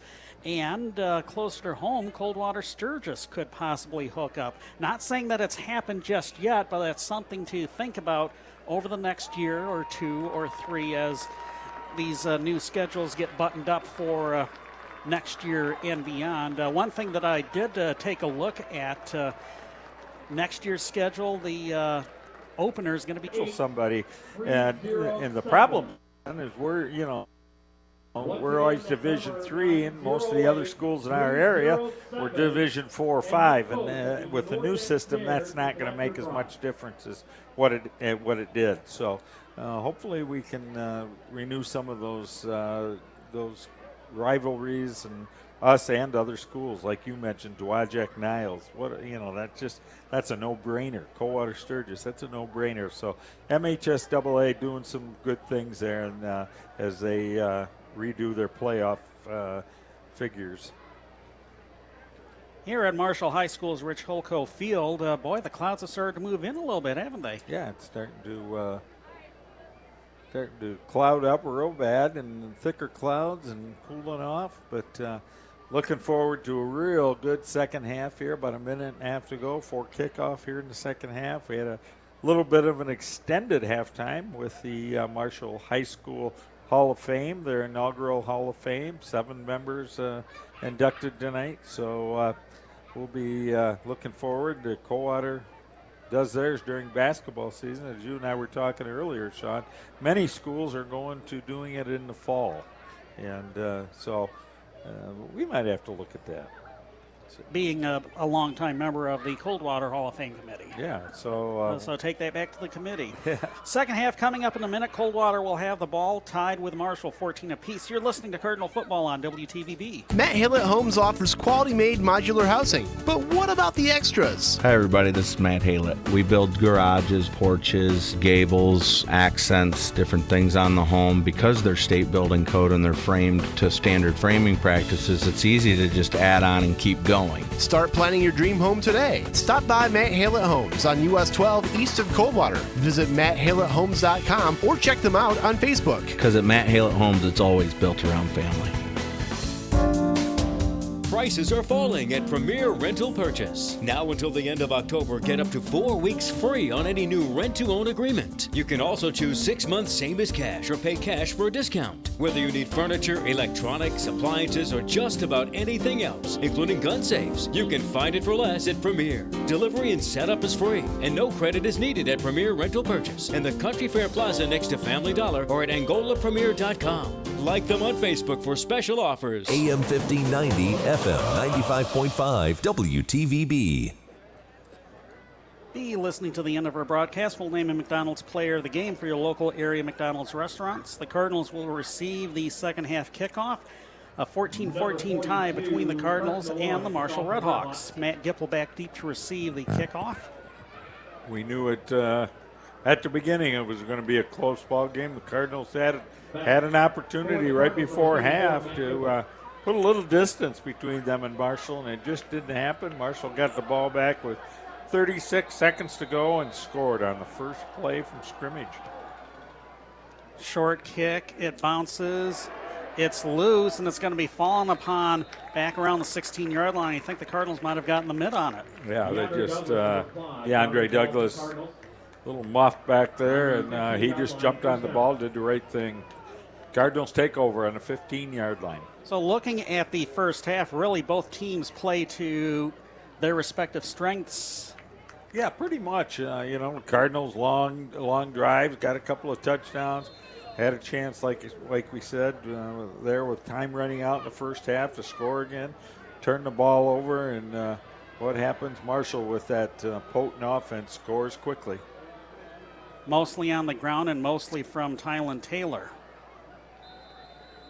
Jackson Janis with a keeper there off the right side behind the right tackle and guard. He gains, looks like about, 7 yards? Thank goodness she caught that, because I was looking at Damon and it looked like he was bottled up. Yeah, so actually 8 yards he picked up. Going to bring up a second down and 2. But speaking of Marshall's strengths, Cody Schellenberger just 6 of 9 passing for 18 yards, and his passing has been a strength over the course of the season. Gipple running the sweep right to left, stutter stepping at the 30, gets extra yardage, dropped at the 36, enough for the first down. Yeah, another nice pickup there for Gipple. Carrying the ball. Right in behind at number 73 for the Cardinals on an offensive line. That's Greg Rich. Greg Rich just did a nice job pulling there and getting out in front of Gipple. I'll imagine that the lights might need to be turned on here at Rich Holko Field shortly if it keeps getting this dark. First minute of the second half, Coldwater and Marshall tied at 14 apiece. 1st and 10 from the 36. Damon Beckhusen running the end around right side, or was that Torres? That was Torres right there. Those fakes are getting better. Beckhusen leading Torres around that right end. Well, speaking of the lights, I guess ask and I shall receive because they have just been turned on. It'll take a while for them to warm up. Still like to see Torres get those shoulders square to the line of scrimmage, get upfield a little bit more. He has a tendency to run towards that sideline. When you got Beckhusen out there in front of you, he's going to lay a good block. So get right in behind him, get the shoulders square, and get upfield. 5-yard gain, 2nd and 5. Janis is under center. Gipple in motion. He receives the handoff. He kicks it out to the left side. And first down and more, close to the Red Hawk 45. Yeah, Gipple just again destroys Ben Lee on that corner, number 1 for Marshall, as he just bowls him over. Gain of 12, balls on the 46. A 12-yard gain. The ball is spotted at the 46. This is what we saw in that first half from the Cardinals, but again, just the miscue right before halftime really hurt. Probably about a 12-point, 14-point change there. Delayed handoff. That was Torres. I saw that one develop, and Torres didn't get anything. No gain. Yeah, he just wasn't anything there that time for the young man, and he lost a yard. 6.5. Marshall with a good defensive play that time. Looked like number 55 for Marshall that time with a good defensive play, Logan McCleary.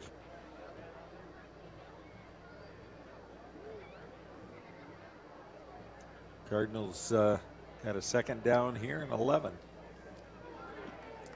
It's like they moved it back. They'll say 2nd and 10. Inside of Marshall's 50-yard line. Oh. Off of Gipple's hands on the attempted swing pass. Pass intended for number 34, Matt Gipple, incomplete. 3rd down. That stops the clock with 9:33 left in the 3rd quarter. 3rd and 10 coming up. Cardinals are, to be successful in the second half, they got to start completing some of those passes. Just haven't, just been a touch off on the passes tonight. Haven't thrown a lot, but you got to complete them when you do throw them. Had some open receivers. Give you an update from the Western Penfield game after this 3rd and 10 play. It's Gipple running around the left side. Flag was thrown as he was brought down past the 45-yard line. Got a hold on the Cardinals. Looked like Justin Hankey was the one that brought Gipple down. Now an interesting decision for Redhawks because Coldwater was well short of the first down.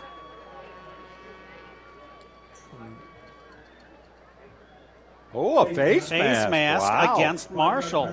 Indicated against Marshall.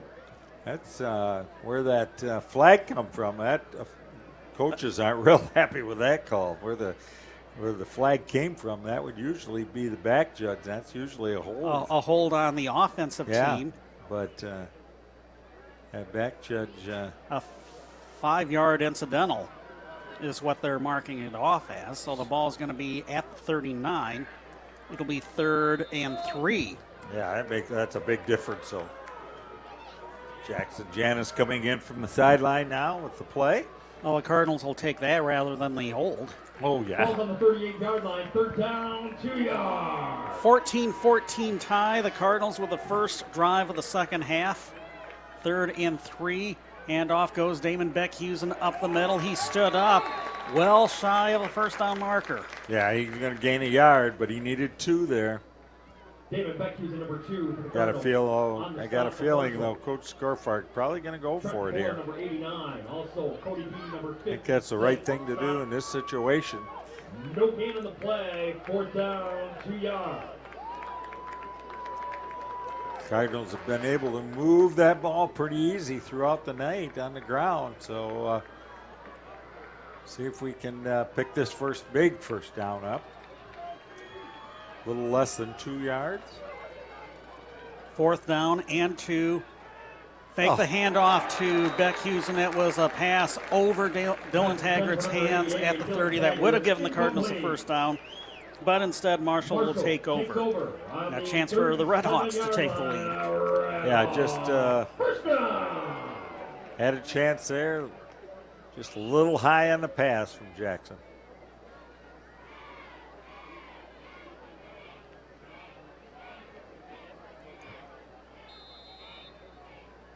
Four receivers set. Lone running back is Tylen Taylor. Schellenberger hands off to Taylor. Going left, now he'll cut it outside to the right. Breaks one tackle, breaks two tackles. He's forced out of bounds close to midfield, and a Red Hawk first down. Tylen Taylor, right-hand side from Marshall, carrying the ball on the stop. Marsden with the force out. Gain of 12, 49-yard line. Marshall, first down. He is scary back there, Sean, when he gets that ball in that open field. That young man's got quickness to give away. Schellenberger hands off again to Taylor, trying to cut it inside, and he only gained one. Well, that's kind of interesting. He actually fumbled the ball, and but there wasn't anybody around. He just jumped on it. So an update from the Western Penfield game like we promised. Early in the third quarter, the Panther defense come up with a pick six. It's now 42-0 Western. On 2nd and 9, Schellenberger rolling to the left to pass. He's flushed out of the pocket, finds Taylor. It was off of his hands at the 47, incomplete. Taylor was essentially functioning as a safety valve. Yeah, safety valve there. He threw it to him. Went off a bad spot, went right off his hands, and he had some room to run up this right sideline. 54 degrees, no wind here in Marshall as we approach the 6 o'clock hour. Big 3rd and 9 coming up for the Redhawks, who have been running no huddle all evening.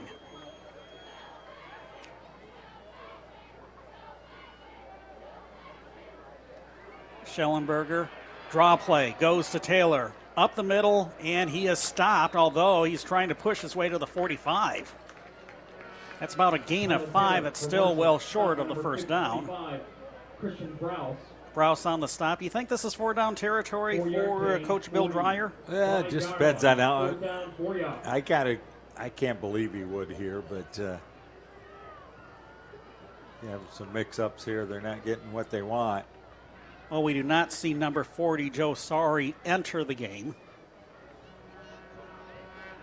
So the Redhawks are going to go for it on 4th and 4. 7 minutes left to play in the third quarter. A 14-14 tie. Trips to the left, one receiver to the right. Some stunting up front for the Cardinals. 3-step drop back. And the ball is caught at the 25-yard line by the Redhawks. Yeah, number 1 there. For the Redhawks, Ben Lee with a nice catch there in the middle of the field. 22-yard gain on the play, 23-yard line, a Redhawk. Redhawks took a chance there. Good pass. Nice catch by Ben Lee. Hayden Marston with a hit after the catch. Ball spotted at the 23-yard line, 1st and 10. Schellenberger hands off to Taylor, trying to kick it outside to the right. He meets up with a double team that pushes him backwards at the 23-24. The big double teamer was Dylan Taggart, was big 88 right there. And was that tall number 80 Austin Santor helping out too? Just a little bit, but mainly Taggart with that hit. A loss of 1 on the play for Taylor, 2nd and 11. Trips to the short side to the right. 3-step drop back by Schellenberger going down the middle, off of the hands of the intended receiver. That was Donovan Woodison. One of the Cardinals keeping pace with Woodison as he ran the crossing route. Spencer Rotoseiler there, nice job with the coverage over there. 3rd down. 3rd down and still 11. Still 11. 6:28 left to play in the third quarter. A 14-14 tie between Coldwater and Marshall. The Trips are now on the left side. So, of course, it's a handoff to the right to Tylen Taylor, to the 20, to the 15. Forced out of bounds, enough for the first down. Ball will be spotted at the 12. I believe you're right. Yep. Just about a yard after. is a Red Hawk. First down. Now the crowd here at Rich Hulko Field filling out quite nicely underneath us and opposite way of Coldwater fans. 1st and 10, trips to the left side. Trying to run up the middle is Taylor. He gets 2. Ball carrier again, Tyler Taylor for the Red Hawks. In on the stop. 6:10 and counting left to play in the third quarter. Zach Tong is credited with a stop. Gain of 2. Trips again to the left side. One receiver, Lee to the right. Cody Schellenberger out of the shotgun. Fakes the handoff to Taylor. And good job. Schellenberger is going to be dropped by Matt Gipple. Gipple and Santur in there again on him. Good job blitzing from those outside linebacker spots. Loss of 7, balls on the 17-yard. Well, they said a loss of 7 on the play, so it looks like 3rd and 15 coming up. That's a big play for the Cardinals on defense.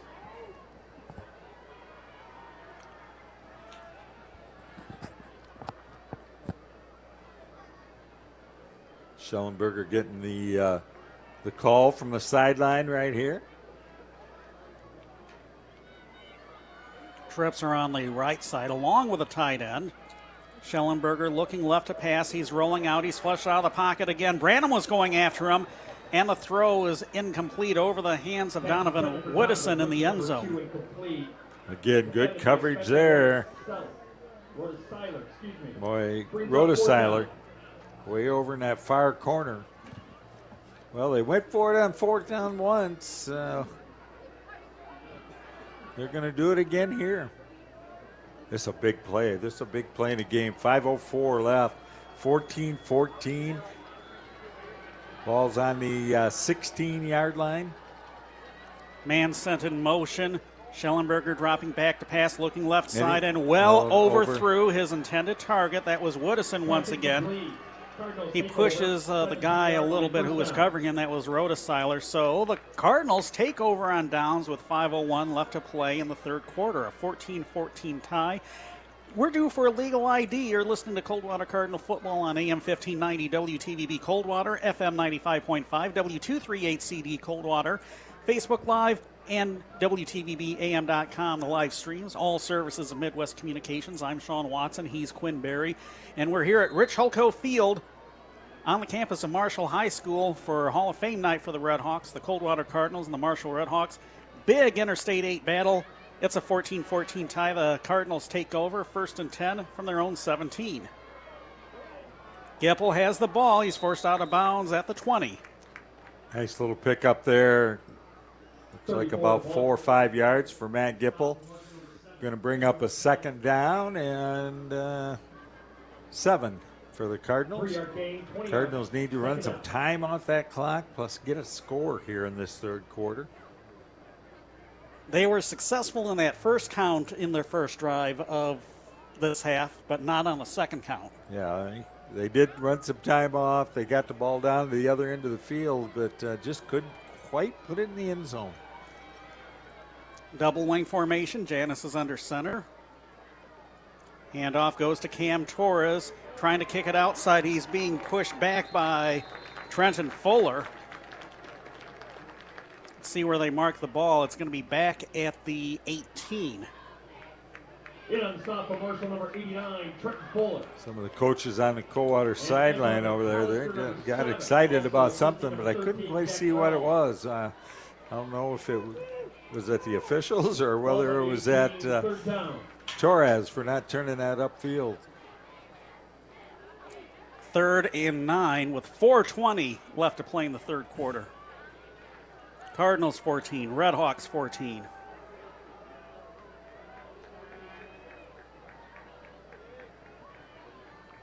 Gipple sent in motion. It's going to be a run up the middle. Beckhusen up the middle, and he's darn close to the first down marker. Yeah, he's going to be about 1.5 yards short. Cardinals are going to have to punt. 7-yard gain, 25-yard line. Rhodesiler goes back deep. Now finally the Red Hawks will send Luke Holbrook, number 31, back deep to receive the punt. Whistle, and to punt. Someone was called a timeout, I thought, or was this an official timeout? I think Marshall called timeout. Marshall didn't have the right people on their kick receiving team, and they're had to call a quick timeout. They include Mel's All Sport and Fun. Thanks to Ed Pelfrey, Berkshire Hathaway. So Marshall with their first timeout here in the second half. 3:40 left to go, 14-14. Marshall Tire, DLT Design, Dance Dynamics. This I-8 battle between the Cardinals and the Red Hawks. We knew it was going to be a good one before it started, and it's going to be. It's right down to the end. Marshall Chiropractic Life Center, Eaton, Kinderhouse Montessori School, Hemmington Drug Store, Quality One Drivers Training, Craft Photography, David Fitz. 31 now back for Marshall. Spencer Rudosiler ready to kick off, or excuse me, ready to punt. Thanks for stalling, because I was trying to get an update from the Lumen Hastings game. That will give you after the Rudosiler punt. It's a high snap. He pulls it down. No pressure being put on him. Great kick by Spencer. It's going to be caught by it's on the Holbrook and ground. dropped. Did he fall on it? Yes, he did. 40-yard kick punt, 40-yard punt. And there was a huge sigh of relief in the other end of this press box from the Marshall coaching staff. Oh, there sure was, man. That was a great kick by Spencer Rudosiler. We had coverage, good coverage downfield, and we just couldn't quite come up with a fumble. So here's the update. This is at halftime. Lumen Christi leading Hastings up at Johnson Field in Hastings, 28-0. Walker Plate, no surprise, 144 yards and 3 touchdowns on 10 carries through the half. Back here, Marshall back in business. A run left side for Tylen Taylor. From the 35, he only gets about a gain of 1.5 or so. That was Taggart and Santour there on the stop. Plays coming in from the sideline right now. Second down. This no-huddle Marshall offense. 2 receivers left, 2 right. Taylor the running back, Schellenberger the quarterback. Schellenberger fake the handoff to Taylor. Pass on the pass flat to Ian Barber.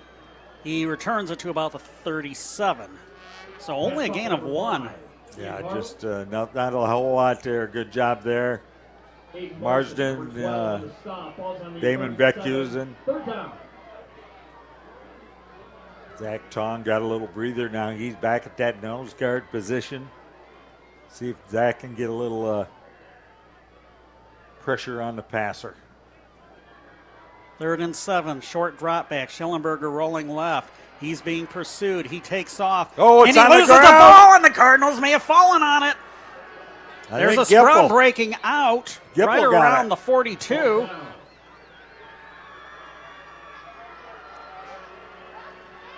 Ball recovered by the Cardinals. Zach Tong, I believe. Huh. He was the last one, and he was the slowest one getting up off of that pile. I got to believe, I think that was him that got that. First down on the 42-yard line. Whoever got it. Great play, and the Cardinals got it back, 42-yard line. That was a huge, huge break for the Cardinals. Yes, it was. Cardinals need to get a score here. We got to get on the board here first before Marshall does here in the second half. 2:14 to go, 14-14. Cardinals on the Marshall 42-yard line. Nothing happening scoring-wise in the third quarter thus far. We'll see if that changes. Fake the handoff to Beckhusen. Jackson Janis trying to cut it outside, but the Red Hawks were not fooled. They've seen Jackson dip into that well a few too many times. Yeah, I'll tell you what, both coaches have made some great defensive adjustments at halftime. First-year head coach Bill Dreyer for the Marshall Red Hawks and Jeff Scorfar now in his 8th year coaching the Cardinals. I did not realize last week's win against Northwest, that was his 50th victory as the Coldwater head football coach. I don't think he knows about it either. he probably doesn't even care. 2nd and 12. Fake the handoff to Beckhusen. Pass was batted down and almost intercepted. It was looking for Gipple. Gipple on that right sideline. There was nobody within 5 yards of him, and that young man was able to jump as high as he could, just tip the ball. I think that might have been number 7, McAllister. Yeah, it might have been. Jackson just needs to get that one up a little bit and let Matt run under it. Tried to throw it too much on the line. 3rd and 12 coming up for the Cardinals. Clock stopped on the incompletion. 1:28 left in the third quarter. A 14-14 tie. Gipple sent in motion, fake the handoff to him. Janis up the middle. Get some positive yardage. You'd have to think that this is 4-down territory. Yeah, he picked up 6 there of the 12 they needed. Actually picked up 7. Brings up 4th and 5. Ball's at the 37. The Cardinals need to get it to the 32.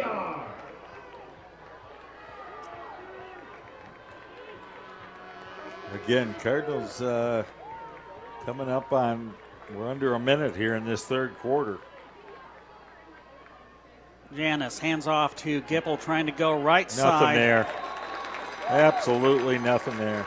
So the Redhawks take over on downs with 43 seconds left in the third quarter. Still looking for the first score of the second half.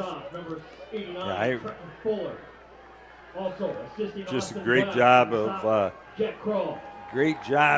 defensively for both coaches in the adjustments they've made. Trenton Fuller on the stop along with Jack Crow. 1st and 10, Redhawks back at their own 36. Oh, here we go again. 4 receiver set to left to right. Tylen Taylor next to Cody Schellenberger, the quarterback. A handoff goes to Taylor, trying to cut it outside, gets a good block. He's tripped up and lands at around the 45-yard line. Still picked up, what, there? 8? About 8, yeah.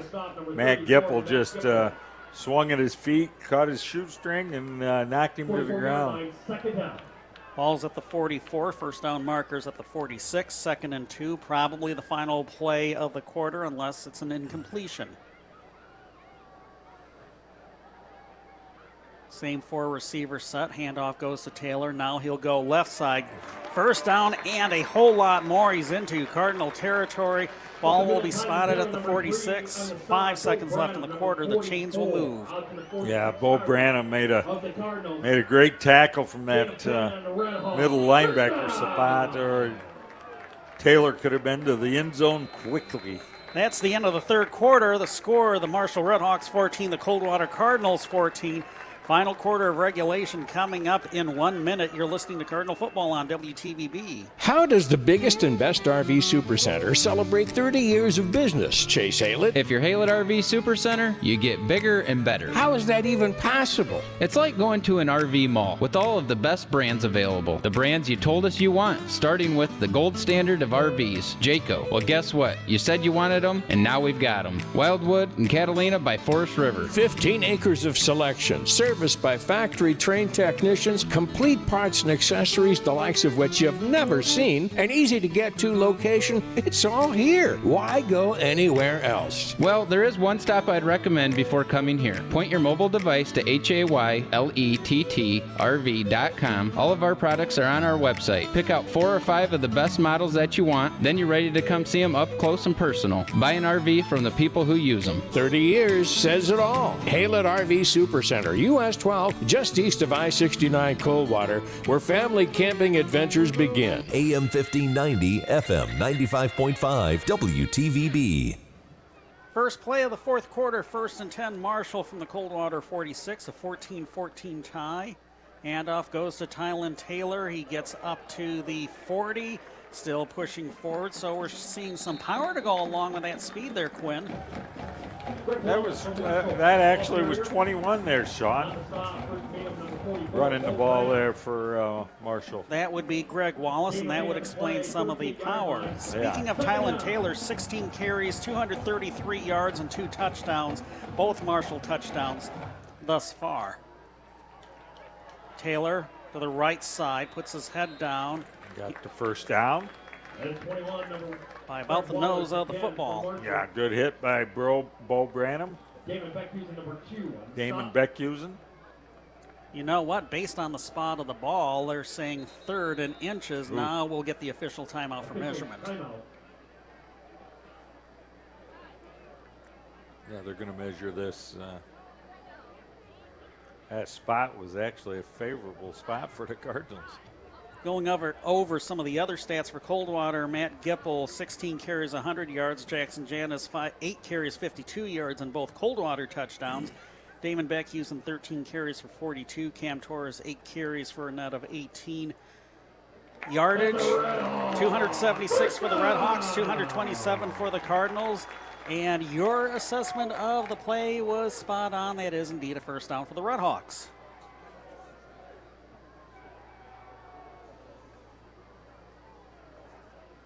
Redhawks on the 36 yard line of the Cardinals. Moving from right to left in their all black ensemble with red trim. They're faking the handoff to Taylor. It was actually a pass to Trenton Fuller to the 10, finally brought down close to the 5-yard line. Doubling, number 89, Trenton Fuller. First and goal, Marshall, with 10:52 left in the fourth quarter. On the 6-yard line, a Red Hawk. Dylan Taggart with his touchdown saving tackle.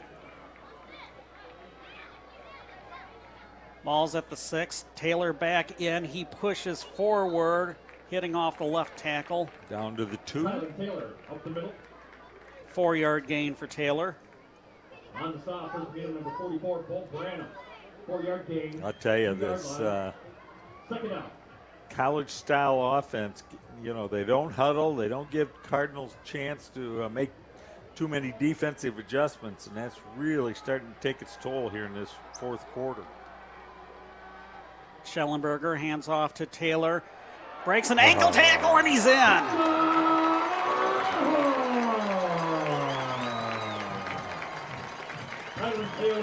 If we were going to give a McDonald's player of the game to a Marshall Red Hawk player, it would have to be Tylen Taylor, responsible for all 3 Marshall scores thus far, this time from a more believable 3 yards out. He had touchdown runs earlier of 88 and 82 yards.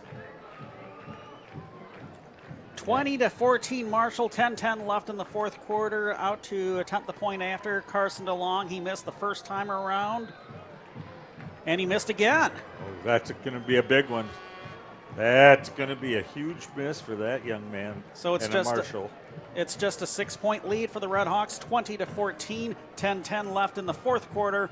Back in 30 seconds, you're listening to Cardinal Football on WTVB. Everyone knows that diamonds are forever, but did you know the ring and prongs holding your diamond can wear out just like the tires in your car? Cooley's Jewelry has a solution, a new mounting or jewelry reconditioning. Laura and Alyssa at Cooley's can breathe new life into your precious jewelry and can recommend the best options for your jewelry repair or remount. Stop in today and have your jewelry cleaned and checked for free. A little preventative maintenance can save hundreds of dollars in jewelry repairs. Your friends at Cooley's Jewelry are always ready to help you with all your jewelry needs. Downtown Coldwater since 1968. AM 1590, FM 95.5 WTVB. Carson DeLong, who missed 2 extra points in this game, getting ready to kick the ball off to the Cardinals. 10-10 left to go here in this fourth quarter. Cardinals down 6. Short squib kick. It's going to be picked up. DeAndre Douglas let it go out of bounds. He touched it last, so there will be no flag thrown. Coldwater will take over at the 24. Kind of an interesting kickoff scenario tonight as they tried to pooch kick that thing every time over here to DeAndre Douglas over around the 20-yard line. Now, if he had not touched the ball, it would have gone out of bounds untouched, and the flag would have come out, putting the ball at the 35. Yeah, so, Cardinals lost about 10 yards there by DeAndre touching it, but that's all right. He was, he knocked it out of bounds, which is a smart thing to do. Cardinals in the double wing look. It's Matt Gipple trying to go from right to left. A well snuffed out play. He only gets about 4 on that. Yeah, I'll tell you what, Marshall's made some nice adjustments on those sweeps. Cardinals going to have to come up with something else here on a counter play or something to 4-yard gain. Get to those holes a little better, because right now Marshall keeping those guys at home.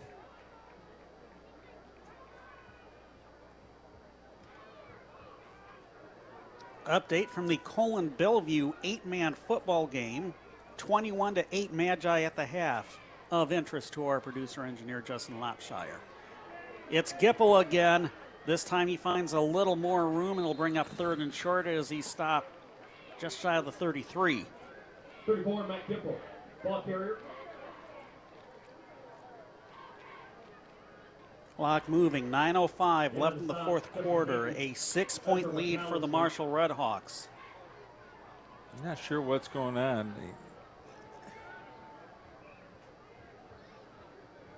I know what's going on is Damon spotting the Beck, ball. Yeah, well, Damon Beckhew's got his helmet knocked off. He wasn't real happy because he thought the Marshall guy pulled it off his head when he was blocking there. Now he's got to set out a play. Bo Branham in at that fullback spot.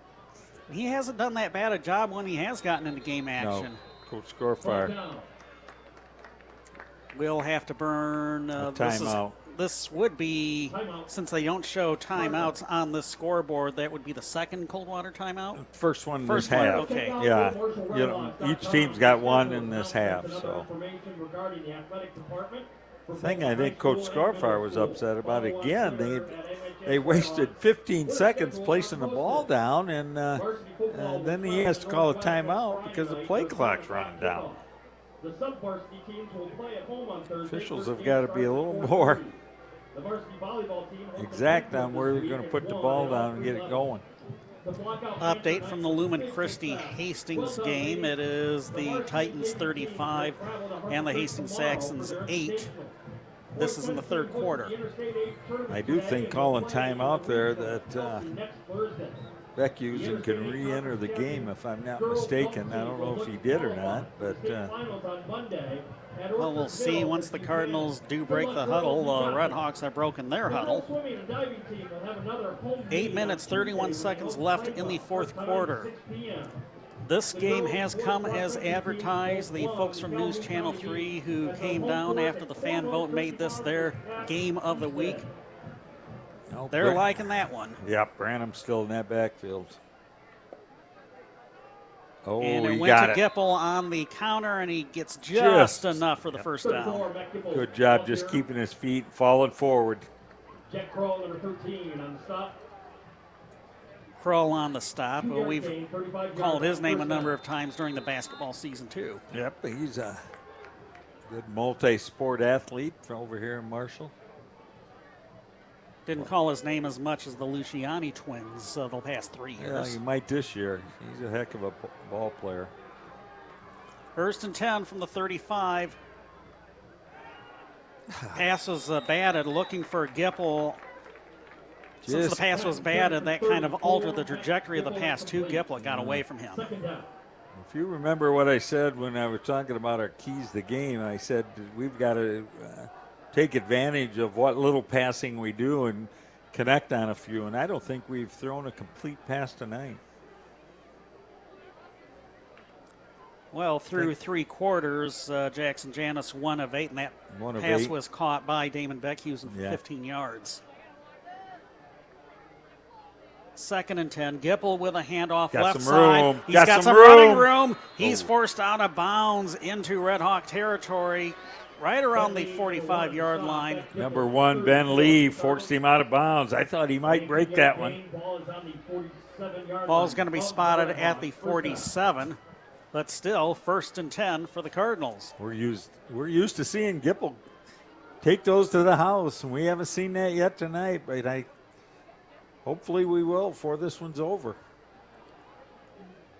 Credit to the Marshall defense. Probably some of the toughest this side of Lumen Christi that the Cardinals have seen this year. Oh, no doubt about it. They've done a great job. Coaches got them prepared. 2 running backs and a wing on the left side. Run goes up the middle for about 3 hard-earned yards. That's Damon Beckhuysen up to the 44. Get on the stop for Marshall, Jack Kroll, and number 66, Harrison Hotzoff. A difference, too, that I noticed, the Cardinals got about 26 kids on their team, 28 maybe. The varsity football team, Marshall, with 45 kids on the varsity football team. 2nd and 7, same formation. Gipple, handoff to the left side. Yeah. First down, and just a touch more as he slides to the 35. Good job by Matt, just keeping that, using that off hand to keep his balance a little bit, and he dove forward to get the first down. Cardinals now on the 36-yard line and driving. And the clock continues to move. Marshall's 36. 7:10 left to play in regulation. The Cardinals trail by 6.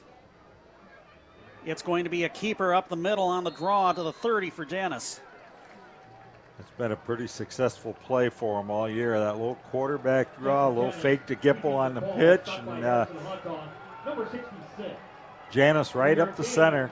31-yard line, second down. Caleb Wilbur with some nice blocking there. A 2nd and 4, a 6-yard gain rather for Janus. Wing on the left side. Beckhusen and Gipple, the running backs. Gipple gets it left side. He could take it to the house, but he's forced out of bounds right around the 15. Still another first down for the Cardinals. They're making those runs to the left work this time. McAllister and Lee on the stop for the Redhawks. 15-yard gain, 16-yard line, first down. Ball's going to be placed at the 16-yard line. The Cardinals think this is their first visit to the red zone this half. This half it is, yeah. We've had it across midfield a couple of times, but first time in the red zone. Down on the 16-yard line. 6:27 left to play in the fourth quarter. Clock stopped as Gipple went out of bounds. Now back to the double wing. We see number 7, Ryan Omo, the wing on the right side. Yeah, Matt Gipple just needed a little breather. Big stop, number 72. Coming back in the game. Also on the stop. After those last couple of runs, Gipple just needed to take a play off. Here comes Janus with the play in from the sideline. Beckhusen had a 1-yard gain before he was shoved backwards, so 2nd and 9. Ball at the 15. 2 running backs and a wing on the left side. Gipple again breaks 1 tackle, breaks 2 tackles. He's still on his feet. He's finally forced out of bounds past the 10-yard line. I'm going to call him out of bounds on about the 9.5, somewhere down in there. Cody Beatty, number 56 on the stop. Beatty on the stop. It'll be 3rd and about 3.5. Yeah, got to get down to the 6 here. Looks like the first down marker is at the 7. So we'll say 3rd and 3. Ball's inside the 10. Clock stopped as Gipple was forced out of bounds again. 5:48 left in the fourth quarter. Redhawks up 6. Janus under center. Beckhusen with a dive. He didn't get much. No. He might have got a yard. Just on the dive. Back at the line of scrimmage by number 13, Jack Kroll. Kroll on the stop. 4 down territory. It's 4th and 2 with 5:30 left in the fourth quarter. Biggest play of the game by far for the Cardinals offensively. Sure is, with 5:23 to go. Fans on the Marshall side getting excited. Fans on the Coldwater side standing up. Handoff goes to Gipple. He gets the first down. That's a good job of running by Matt Gipple. He knew he couldn't get to the corner that time, so he cut it up inside. Just make sure he got that first down. He's down to the... About the 4. I think he's at the 3, Sean. Yep, 3-yard line. 1st and goal. 5 minutes left. Cardinals break the huddle.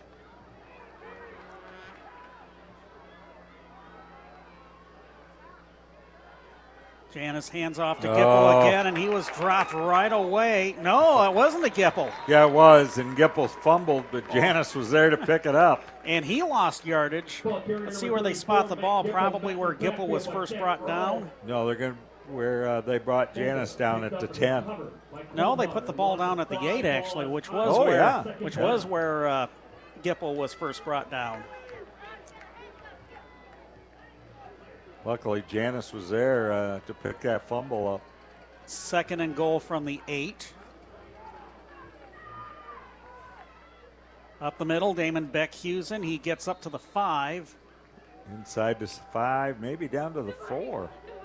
David Beckhusen up the middle, number 2 for Coldwater on the stop. Just inside the 4. Justin Painty. Under 4 minutes left to play. This is do or die right here. Cardinals got 2 shots at the end zone. 2 shots at the end zone for sure. And with coming up on 3.5 minutes to go in this ball game.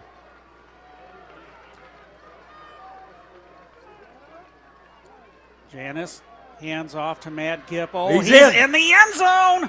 Touchdown, Coldwater. First touchdown of the game for Gipple is a big one. Huge. 3:29 left in this ball game. Reno has a chance to put the Cardinals up by 1. Which, again, makes the 2 missed extra points by the Marshall place kicker, Carson DeLong, that much more of a big deal. Missed extra point could wind up being the difference in this one. Currently a 20-20 tie. The point after by Sereno is good. Cardinals 21, Redhawks 23, 29 left. Back in 30 seconds, you're listening to Cardinal Football on WTVB. Donae's On Time Services is proud to sponsor this high school sports broadcast. David, Joellen, and the team at Donae's would like to congratulate the players and coaches for giving their best effort at every game. Donae's On Time Services offers business and residential plumbing, heating, cooling, and water conditioning services. They're a family-owned company that you can count on to give their best at every job. Donae's On Time Services, 447 Marshall Street in Coldwater. Find them on the web at donays.com or call 278-2995. AM 1590, FM 95.5 WTVB. Final score from the WTVB scoreboard. Parma Western beats Penfield in the Panther Bowl 49-0. The Cardinals visit Western High School next week. The score here at Rich Hilco Field at Marshall, a little bit closer, 21-20 after the 4-yard touchdown run by Matt Gipple and the successful point after kick by Angel Sereno. Yeah, that 1 point could wind up being the big difference in this game as the Cardinals get ready to kick off. Well, Marshall's got their big guys back there this time for Taylor back there and receiving the kick. And it's a squib kick. It's going to be caught at the 29-yard line by an up man.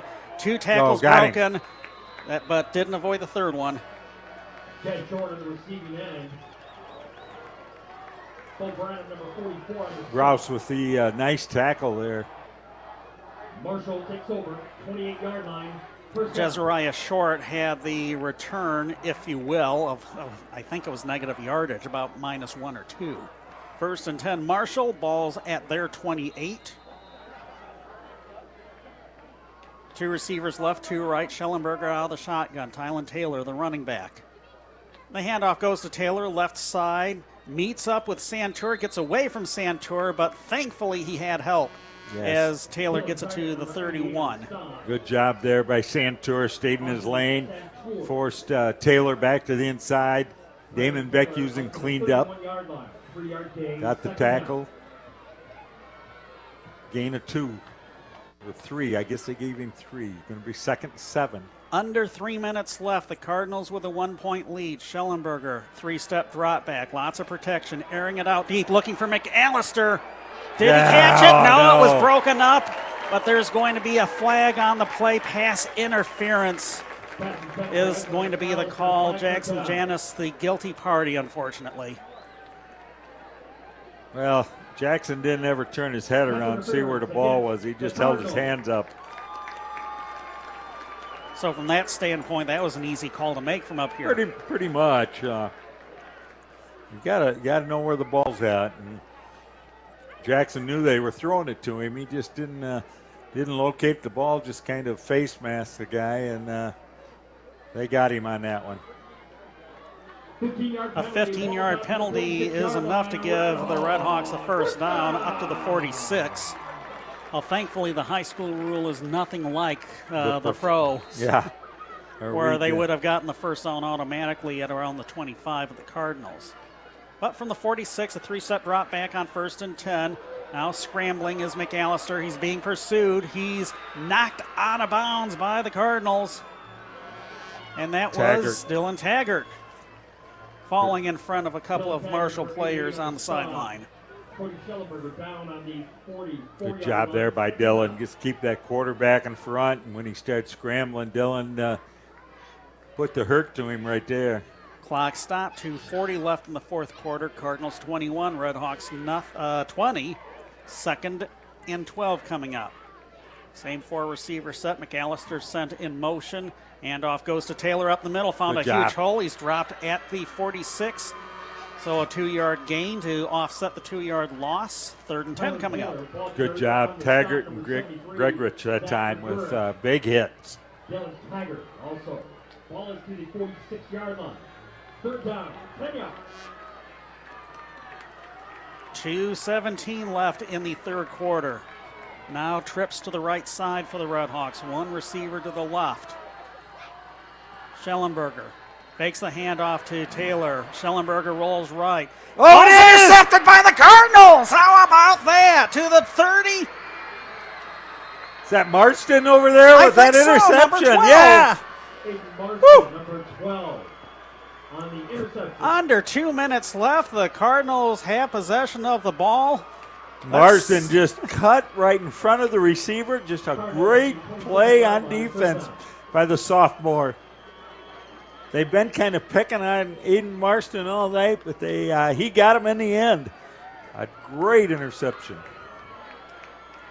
Marsden, a 5'10", 153-pound sophomore, could wind up being the hero of the game if the Cardinals are able to run out the remaining minute 59 of this clock. 21-20 the current score. Ball's at the Marshall 27. Marshall only has 2 timeouts. 1 first down. The Cardinals could put this one away. Draw play by Jackson Janis. He gets up to the 20. He's close to the first down marker. They'll give him a gain of 9. That's what you wanted right in that situation. Jackson Janis, ball carrier on the stop, goes Beatty. Beatty on the stop. Joseph Sari also. Don't care what you do, you just got to hang on with both hands right here.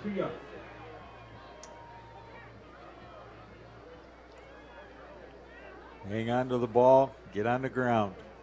2nd and about 2. And notice we got Santura as a receiver on the left side here.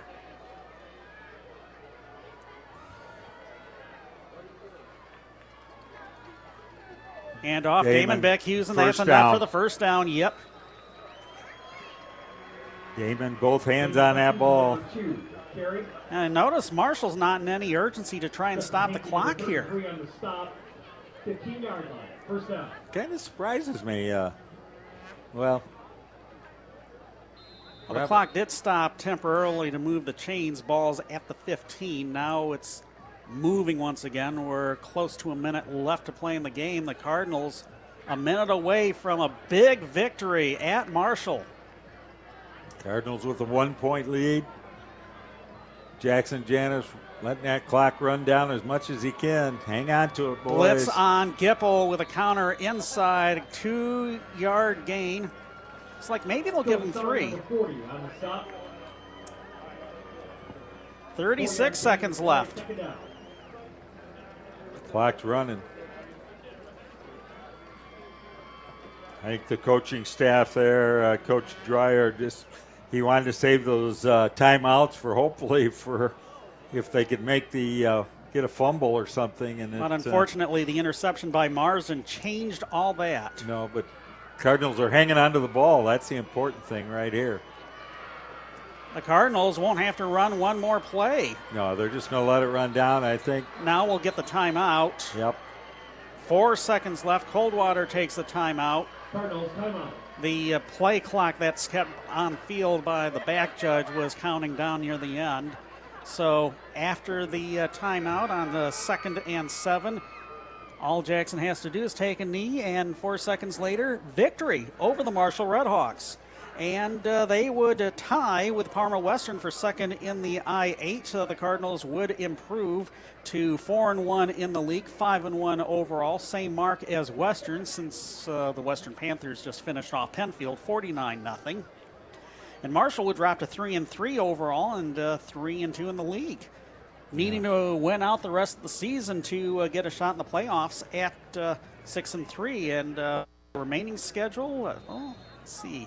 Northwest, Hastings, and Hazlitt kind of favors the Red Hawks. Hazlitt's having a down year. Yeah, they'll still got a good chance of making the playoffs, Marshall does. But they got to win out the rest of the way. Cardinals in victory formation. Now he takes the knee with a 0 on the scoreboard. Cardinals win. What a big, big win for the Cardinals tonight. 21-20. We said it earlier, those extra points might come back to hurt Marshall, and it's twice this year that's hurt them. First week of the season, it was a 1-point victory by Freeland thanks to a missed extra point. Now a missed extra point winds up plaguing the Red Hawks in the end. Final score, the Coldwater Cardinals 21 and the Marshall Red Hawks 20. Our post-game wrap coming up in 3 minutes. You're listening to Cardinal Football on WTVB. Hi, I'm Sandy Sanborn from Sanborn's For Your Home. We have the right flooring for your home, and it's on sale now. We sell the top brands in carpet, tile, wood, and luxury vinyl plank, which is durable, waterproof, and low maintenance, making it the perfect alternative for high-traffic areas. We offer great pricing, great selection, and great value, along with flawless installation. Make today the day you shop for carpet at Sanborn's For Your Home, US 20 West, Angola. Tired of waking up tired? Stop tossing and turning. Come to Sanborn's For Your Home for quality therapeutic bedding. I'm Sandy Sanborn. With our great selection, we can match you with the right therapeutic bedding for a better rest and better health. And with closeout pricing on therapeutic queen sets starting at just $4.99, you won't find a better deal. Wake up happy. Make the switch to therapeutic from Sanborn's For Your Home, US 20 West, Angola. Coldwater Community Schools is proud to sponsor this high school sports broadcast. Many of the athletes competing tonight got their start at one of our elementary schools, Lakeland, Jefferson, or Max Larson, and most attended Legg Middle School and have gone on to shine at Coldwater High School. We're proud of our athletes and all of our students. Learn more about our schools by visiting coldwaterschools.org or calling 279-5930. Coldwater Community Schools, providing exceptional educational opportunities for every student. Hey, you do know it's after Labor Day. What's going on at the Willows Bar and Grill? Well, as long as it's warm, we say enjoy the deck at the Willows. You mean for a Willow Burger? Absolutely. I can go on the deck on Taco Tuesdays? You sure can. What about something to drink? Buck a beer. Buck a what? Buck a beer. Get domestic cans for just $1 on Thursday. The Willows Bar and Grill. Buck a beer domestic cans all day, just $1 on Thursdays. Delicious food and a great atmosphere. Plus on Sundays, enjoy a Bloody Mary as you watch the football games. It's all good at the Willows Bar and Grill. On Sundays, we feature the fried shrimp basket or the 6-piece wing basket to go with the football games. And the craft beers are here too. Bring your friends, bring the whole family. Anytime is a great time to enjoy your favorite food and drink specials at the Willows. Enjoy homemade soup and chili for lunch or dinner. The Willows Bar and Grill, home of the Willow Burger. Now that's delicious. Follow us on Facebook too. The Willows Bar and Grill, just east of River Road on US 12 Coldwater. The Willows Bar and Grill.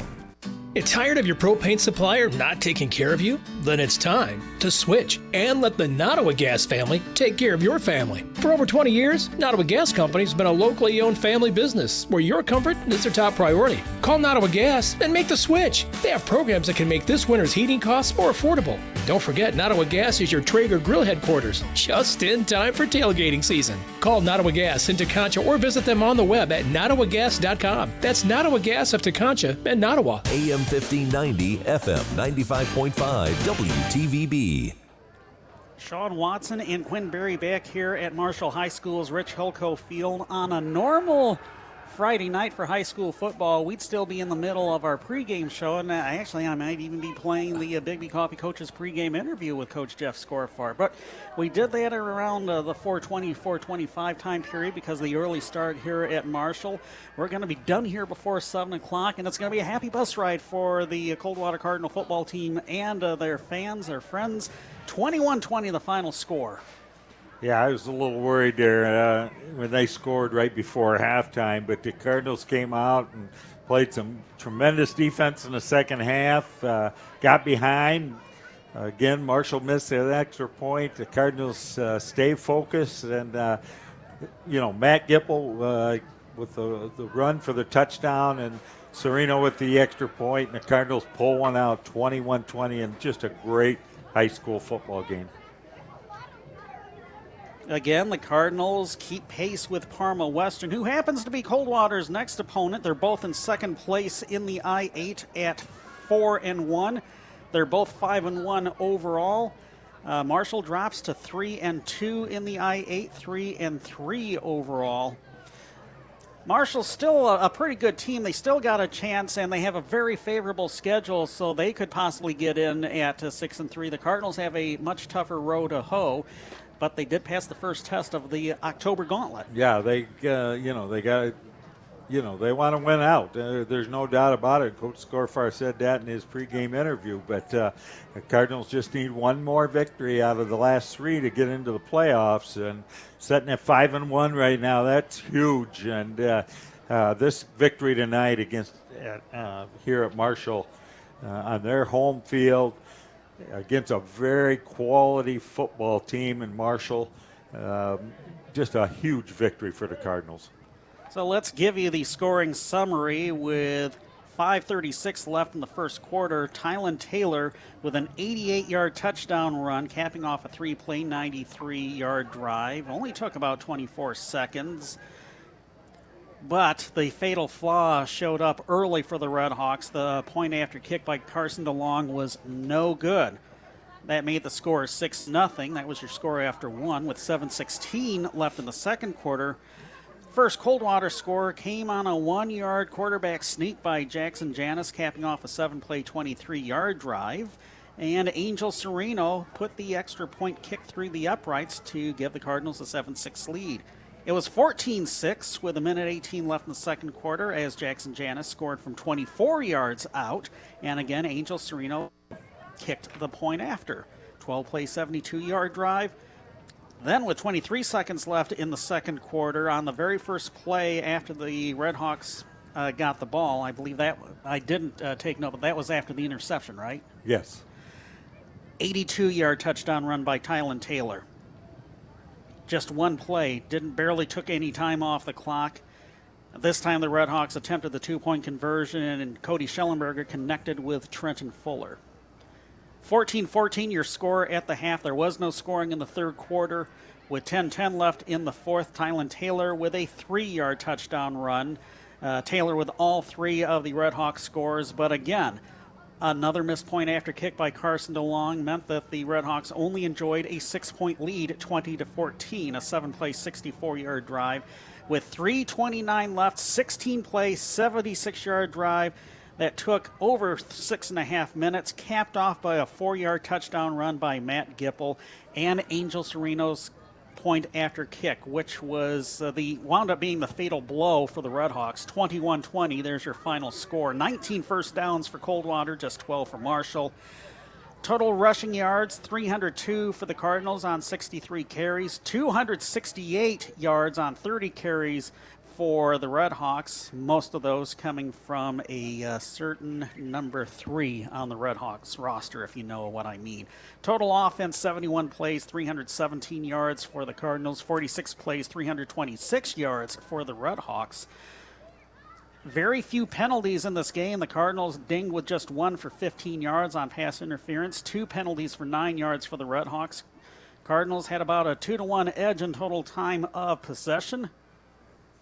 And now the individual leaders will start off with the home team, the Marshall Red Hawks. Tylen Taylor, 20 carries, netted 243 yards and all 3 touchdowns. For all intents and purposes, he was the Marshall offense tonight. Next leading rusher was Greg Wallace. He had 4 carries for 23 yards. Trenton Fuller, 1 carry for 13 yards. Cody Schellenberger, 5 carries, a net of -11. Passing, Schellenberger was 8 of 16 for 58 yards, no touchdowns, 1 interception.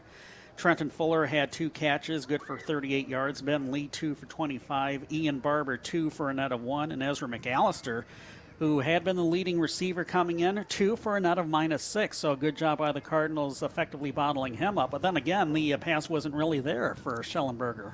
No, he never had a chance to catch the ball. And when he was open, Schellenberger overthrew him.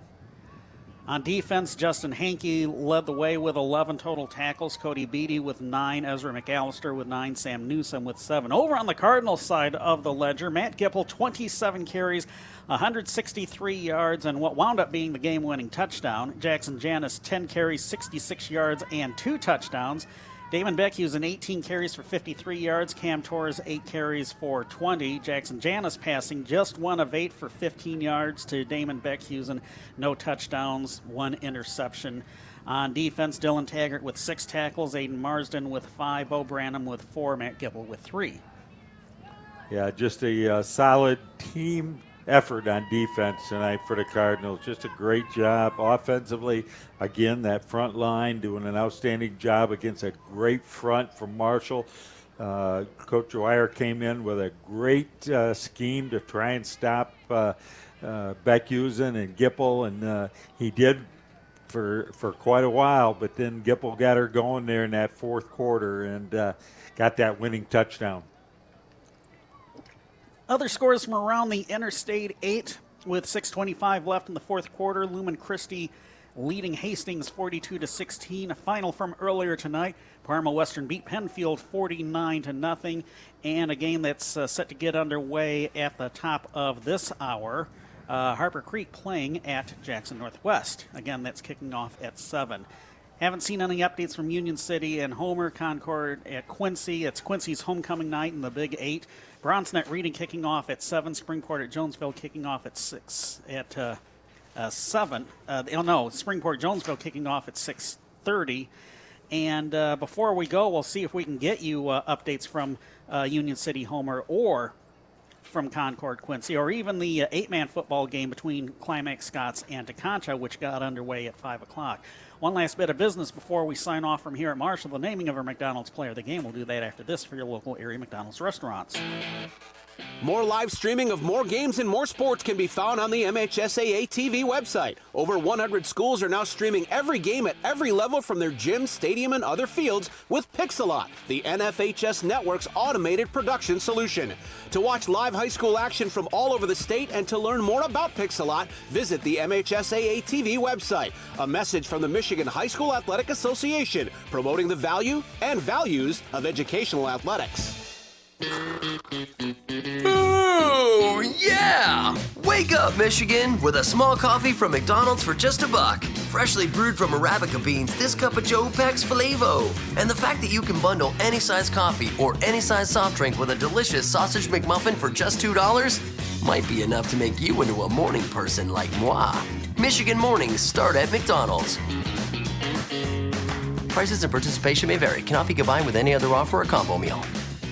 AM 1590, FM 95.5 WTVB. McDonald's player of the game. You want to go with Matt Gipple? I think we're going to tonight. Matt had a great second half. I think 163 yards on the ground. The winning touchdown.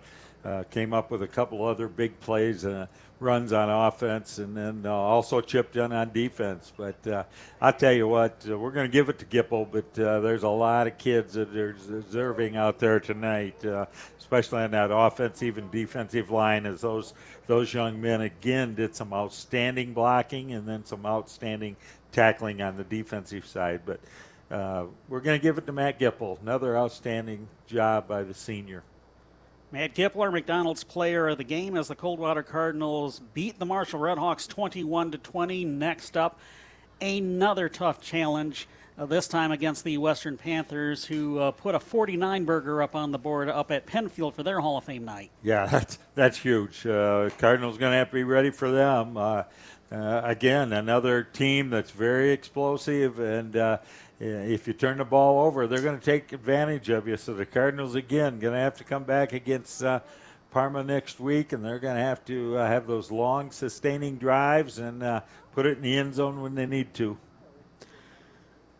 Mike Murphy will be back from his excellent adventure in Utah, and he'll be Mike's side with me out at Western High School beginning at, we're expecting it to be a 7 o'clock kickoff, so we'll be on the air at 6:30. Of course, if we hear differently, we'll be sure to let you know. Incidentally, speaking of travel, fans going up to Western will probably experience the same difficulty they had going up to Lumen Christi as far as the construction on M60 through Spring Arbor, and that road being made one way to the east. So you can get there via M60, you just can't come back via M60. So what I'm thinking we'll do, and this will be the suggestion for all the fans that go out to Western, when you leave, go north on Deering Road, which is the road that you turn onto to get to Western High School. Go north to Deering Road and get on I-94 that way, and then come back. Yeah, that's a lot safer for everybody, so especially at that time of night. So good luck for the Cardinals next week, and we'll just keep her going. And as for you, are you heading south? Heading south. Going to make a few side trips, but going to head south. We'll be home for Thanksgiving. And we'll be sure that you're listening all the way on our web streams, right? Oh, we will. Yep, we always do. Well, that's the story from here at High School and Rich Holco Field. For Justin Lopshire and for Quinn Berry, Sean Watson signing off from the football home of the Red Hawks on their Hall of Fame night. They fall to the Coldwater Cardinals by a score of 21-20.